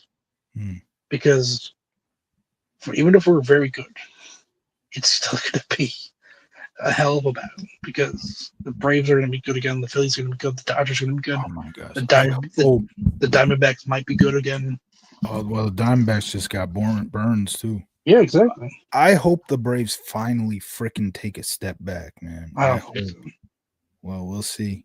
The Phillies maybe could take a step back. I don't know. I know they have the Nationals aren't going to be good, but I think they could be better. They can absolutely be. They got a solid young team. Yeah, they're starting to creep back up to being decent. Yeah, but I don't think it'll be really hard for them. No, they're not going to be. I don't think they're going to be contenders, but I'm saying like they could be like annoying. Oh, they could be spoilers come September. Yeah, yeah. I will say this: I'm looking at the American League as a whole, and I'm like, who's really going to stop the Yankees at this point, or the Red Sox? It's like, yeah, you guys can go hang another fucking pennant if you guys win it. Congratulations, you beat the Cleveland Guardians. Woohoo! Yeah, I was just gonna don't sleep on some of those teams, man. Detroit, they're not real. Detroit with Scooble, they got some good young teams over there. Detroit, Kansas City. I can't take any team from the AL East. I can't take anyone from the AL East. AL Central. AL Central. Very seriously, because you play in the same division as the White Sox. One team, yeah, no, I don't view shit that way because you don't play them 162 times a year. Well, you play them enough. You don't play them 162 times a year. The Royals and Tigers have really good young teams, and they can absolutely make some hell in that NL, the AL. And Cleveland is always a solid team that is always there in the end. So don't sleep on them either. Although the Athletics will. They have a young team, but they're still a little ways away. They have a good young team, but they're still a little ways away. Be a good turnaround year for them, unfortunately. I kind of want them to suck forever because of their fucking shitty ass owner. But Uh, Shout out to the WWE Vault channel because of their upload today. Today is the anniversary. It's now 21-year anniversary, which is wild, of the final match of WWE in 2003. The Triple H Shawn Michaels Raw no, December 29th, 03 match was uploaded to WWE Vault today. And even though it's like this shit's on Peacock, you can watch them at any time. It's still cool when they upload. yeah, They show some love to, some of the, my and childhood. they don't even blur out the blood. Blur out what? Blur out what? They don't blur out the blood. Oh, yeah, right. Like it Okay. doesn't turn to black and white. Yeah, I was watching the video also earlier. I also came upon I watched the one of our favorite channels. I forget what it's like, TH something. The dude, TH14. yeah, TH14. I was watching his Triple H Undertaker King of the Ring 2002 story. That's an underrated pay-per-view that I want to do a road to of someday. You, you know what I liked about the Michaels HBK match? It was Michael's Eric. wrestling himself? Yeah, like the HBK Michael Triple H Yeah. match. Yeah. That Eric Bischoff wasn't in the Raw when he said that it's a draw. No, he Because wasn't. Yeah. I mean, It he was dick about it afterwards, but the the he's not wrong. the WWE did that with their heel GMs a couple of times in just a few months span there, because later in the summer of '04 at Great American Bash '04, Eddie Guerrero won the bull rope match, and then Kurt Angle came out and said, no, look at the replay. See, JBL's shoulder hit the turnbuckle first. Yeah, JBL wins. And I was so pissed because I was a young Eddie Guerrero fan at the time. I was so pissed at Kurt Angle. But obviously, you look at the replay, yeah, JBL's shoulder. So WWE did that twice. And it's like you're yeah, trying to get heat for your heel antagonistic GM. But now here's one thing. For Shawn Michaels, it was in Texas. yeah. So It Eric was a Bischoff, weird pin. yeah. Eric Bischoff is taking what looked like it was going to be a world title win from Shawn Michaels in Texas. So that is heat. That's Yeah, definitely some heat. it's a Even bit if dusty finish. even if it's true, even if Bischoff was right, it's still a little heat because it's Michael's hometown. They all thought he just won the title. And with Eddie Guerrero, JBL was so hated at that time that just putting the belt on him with which what Kurt Angle did there can get Kurt Angle heat as well, even though Kurt Angle was in the right. So it is kind of funny that you're trying to get your heel GM's heat by them making the right decision, but it still works. Yeah, Even though they didn't really screw anybody, it's just they make it out to seem like they did. I remember a good dusty finish they had a couple of years ago. They had, I think they had Dean Ambrose, John Moxley, Mhm. pin Was Seth this Rollins, okay? but earlier in the match, I guess Dean took out the referee, so Yeah. that referee disqualified him. But the bell rung as if Dean had won the match, like via pinfall. So he was celebrating. And they're like, but Seth Rollins wins, and he's still the champion. It's like, no. It was, Right. when the Dusty finish is used for good, it's Yeah. pretty good. Like now they're rerunning the freaking. Now they're rerunning kind of the double IC title storyline. Mm. Now, even though I do not care about current product, what do you think about the fact that AEW is finally about to go to Max here on New Year's here in USA? They're I think it's already good on for them. Max. Yeah. It's a good. Even It's a good move for them. even cuz like when AEW first became a thing, I was still fairly interested in current product shit. So I wanted to watch badly. I've watched a couple of Dynamites. I even watched a couple of Collisions, and they never interest me. But I've always wanted to watch a pay-per-view. So I am considering, once those pay-per-views go up on Max, I'm considering to watch a couple. Doesn't mean I'm all of a sudden going to become an AEW mark. I can guarantee you that You're gonna will not you're gonna happen. come onto the show one day like, oh, what up, you Sigma piece of shit? What are we talking about? WWE? Oh, what a fucking indie! What a fucking mark you are. We're I'm not not. talking about this. We're not talking about this evil Vince McMahon shit. We're gonna talk about Sigma Dean, not the Sigma, John Moxley. 5 stars, 10 stars. This is the greatest match ever. Fuck you. Yeah, and when I do watch these papers, because you and Christian actually have reviewed an AEW show, don't To be expect. fair, it was very fun. Yeah, well, don't expect me to review AEW shows because that's not going to happen. But I do plan on once they go up on Max, I will catch a couple of their older pay-per-views here and there. Yeah. Look, it's a very good move for them. It is. I don't like AEW, but I'm not going to be like, Yeah, no, don't do that. It's like, no, that's a very good way to get the product out there. it absolutely is. Yeah, more eyeballs. Max is a very Yeah, big. Max is a very big. It's HBO. HBO has always been a big thing. yeah. You know. Yeah. Like WWE's going on Netflix and on the Yeah. That 6th, and that's a humongous deal.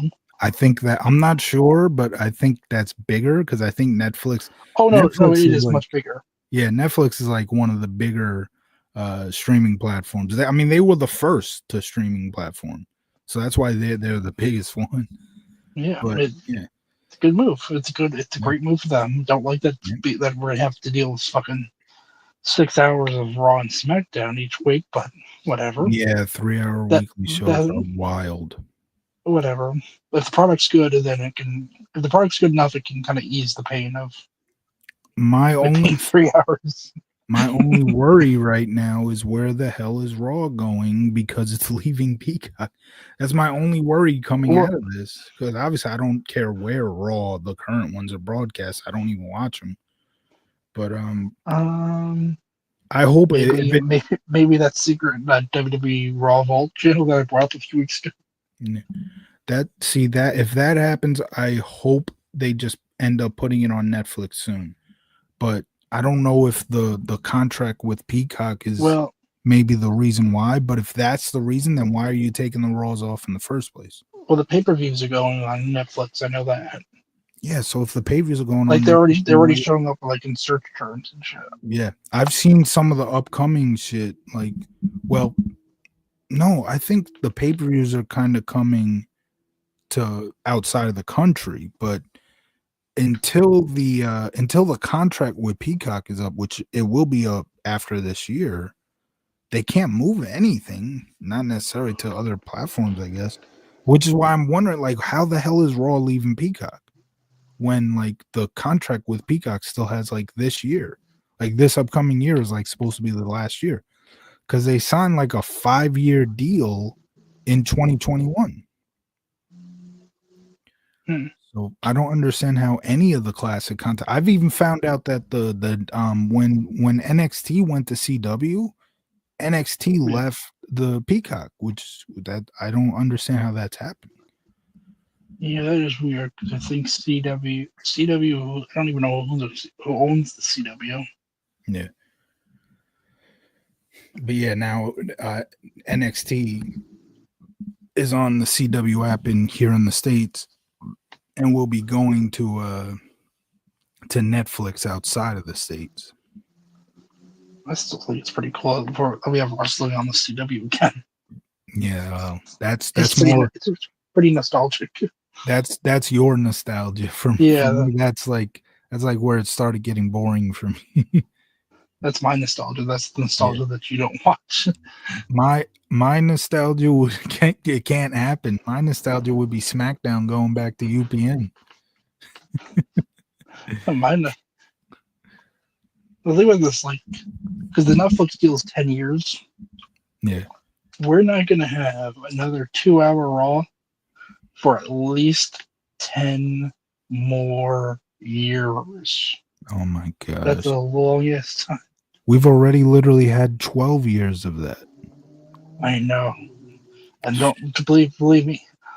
at least the product's at least good now. Because back then, even I'm like, oof. I don't like the product. That's why I I'm know you. glad. I know you don't like the product, but I'm Yeah, saying from like I'm my point of view, yeah. at least it's better than what it was before. Hmm. I'm glad I don't watch anymore because I cannot sit through 2 3 hour weekly shows. Like Yeah, even no, it's gonna be rough. even like towards the end of when it really started getting boring with me, it was like at least I can watch SmackDown. It's like it's not great, but at least it's like 2 hours, so it can be over very quickly. And there'll always be something I can point out that was like enjoy. That's the one thing. Even though I don't like the product, and maybe this is a big reason why I held on for so long. When I watch a weekly, there's always stuff I can like see and be Yeah, like, okay, that was entertaining. You know, that's why sometimes when I would review shows that were happening back then, people would probably think I fucking love the product because I would always say the show was pretty good, but it's still not good in terms of like, oh my gosh, I love this. yeah. And the weekly shows just they weren't always good. They were pretty boring with certain stuff that was enjoyable. See, like I can get myself invested in the current product because I guess I've been so ingrained into the current product, like through Facebook groups and just like watching and being at the shows before. I'm like, Yeah. it's not always gonna be hitting a home run, but when it does, it's a hell of a hit. Like they are really stacking this freaking first Netflix show, Yeah. and they have the Winged Eagle title back. Oh yeah, I heard about that. That's interesting. Yeah, it's a cool little storyline.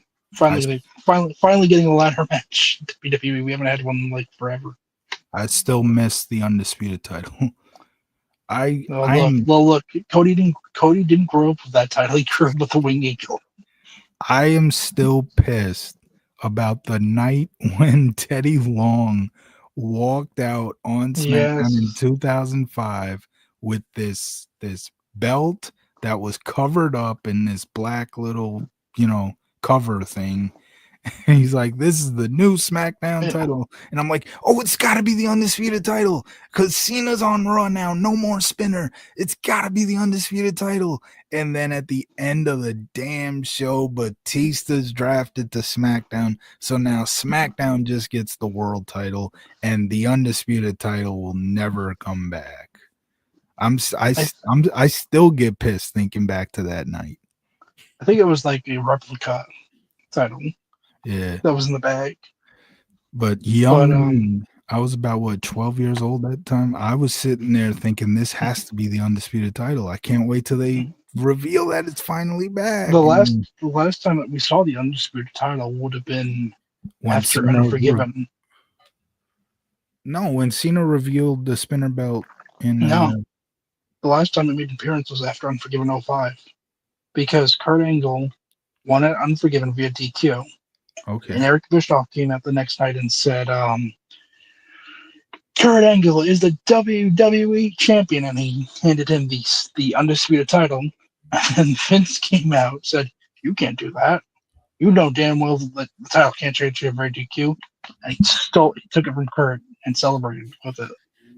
I gotta look back on that episode. I don't remember seeing the undisputed title there. Yeah, it Wow. was the last time it's ever appeared. Has not. I honestly don't think it's appeared in person on TV ever since. Uh, for WWE TV, but it did appear on the Big Show. Yeah, that on that non-canon show Yeah, that was a good show, man. I don't know why it got canceled. because the Big Show didn't cry enough. Let me see something. Hold on. Kurt Angle, Undisputed Champion 2005. Let's see if we can find any images. No, there's an image of Kurt. Oh, I think that's from. Is that from Taboo Tuesday? I don't know.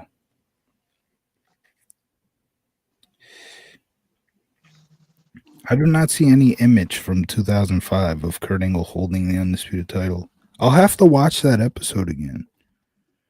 Which with Raw leaving, I don't have the 2005 Raws on DVD. That's something I may not get to watch again until Raw shows up on Netflix, like the Raw replays, which who knows when that happens. That might not happen until the contract with Peacock is up. Which is again why I do not understand why the Raws are leaving Peacock. Unless they're headed straight towards Netflix. That's the only way that would make sense. Oh no, wait a minute. Oh, you're right. Look at that. Yep. There's Mr. McMahon Yeah, I with was about to the send you belt. that. Wow. Yeah, that was the last time we ever saw it. Wow.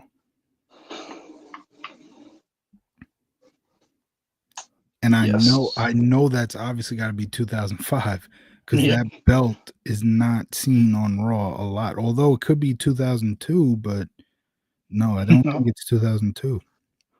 Here you go. It's on Reddit. It says it was September 19th, 2005 on Raw when Bischoff tried to strip Cena of the title and give that version to Kurt Angle.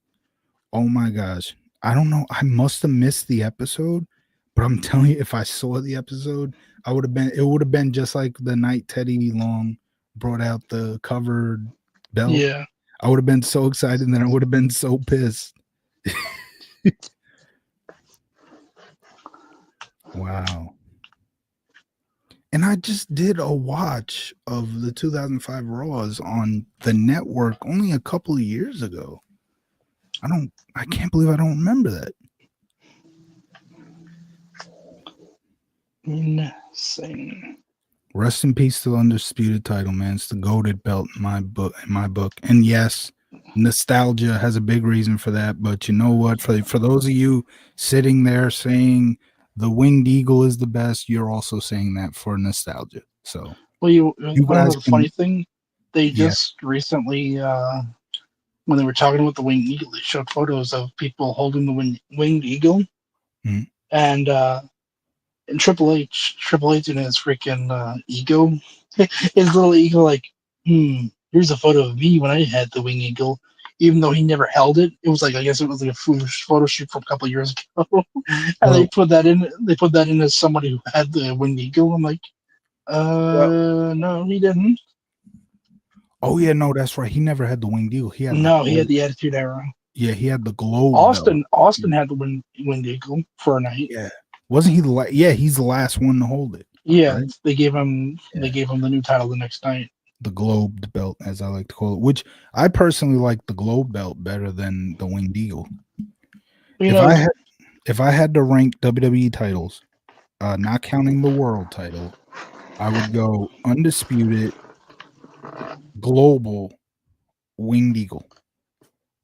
people associate the globe title more, I think, with Triple H than they do anyone else. Yeah. Well, he He was the looked he first. looked so good. Yeah. He was the last one to hold the globe, and he was the first one to hold the undisputed title because he held. Oh well, no, he was the Yes. second one actually to hold the undisputed title, but he held both of them at the same time, and Yeah. that's when Ric Flair said, "This globe belt is no more, and you're just the undisputed champion." Oh wait, no. He didn't hold them at the same time. I'm wrong. It was the world title and the globe title at the same time, and then he was handed the undisputed title. Right? Yeah. Yeah. So he was the last one to hold the globe and the first one to hold the undisputed title. I was actually right the first time because Jericho did not hold the undisputed title, even though he was the first.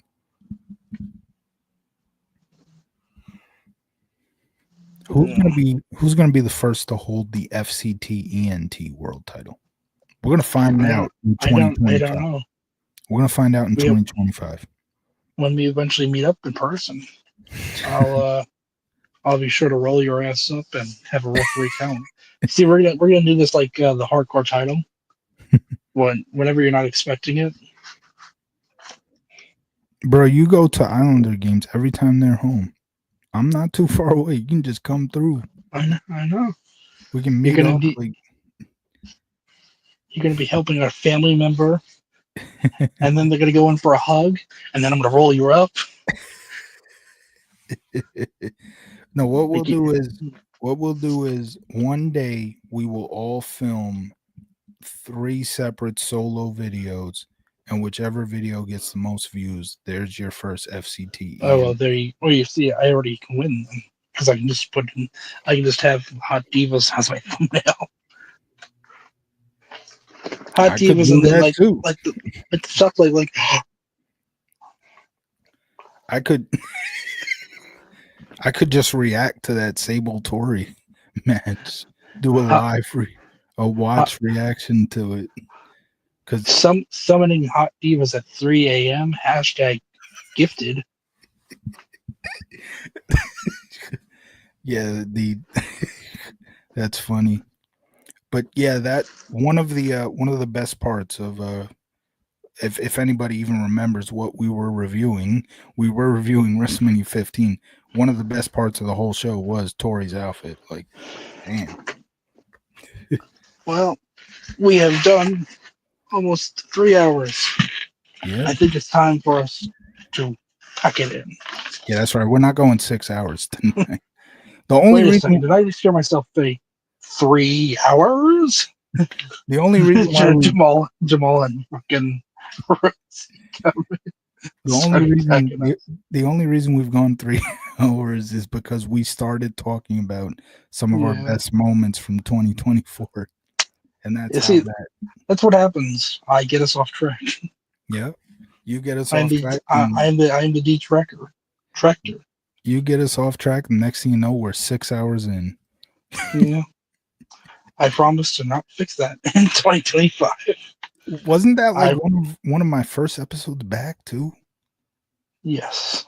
That's what you always say. It's like we hadn't talked in so long, so we had to go 6 hours. What's I the excuse? promise. I What's the promise to not. I promise to be even more detracting in 2025. we're gonna do a 10 hour. We're gonna do a 10-hour stream. You can watch the Easter epic a few times in that one.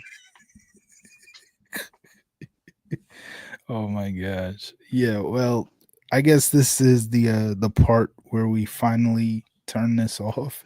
So Yes. just a quick reminder since we originally were going to end this like an hour ago, just a quick reminder. Road to Unforgiven '01 will be starting soon with the Raw the night after SummerSlam '01, and then we will have the Islanders recap of December. And that's it. Thank you to anybody who's watched. Thank you to anybody who was on this journey with us, this road to WrestleMania. And if you watch these in the future, well, thank you. And Happy New Year, everybody. We will see you in the future.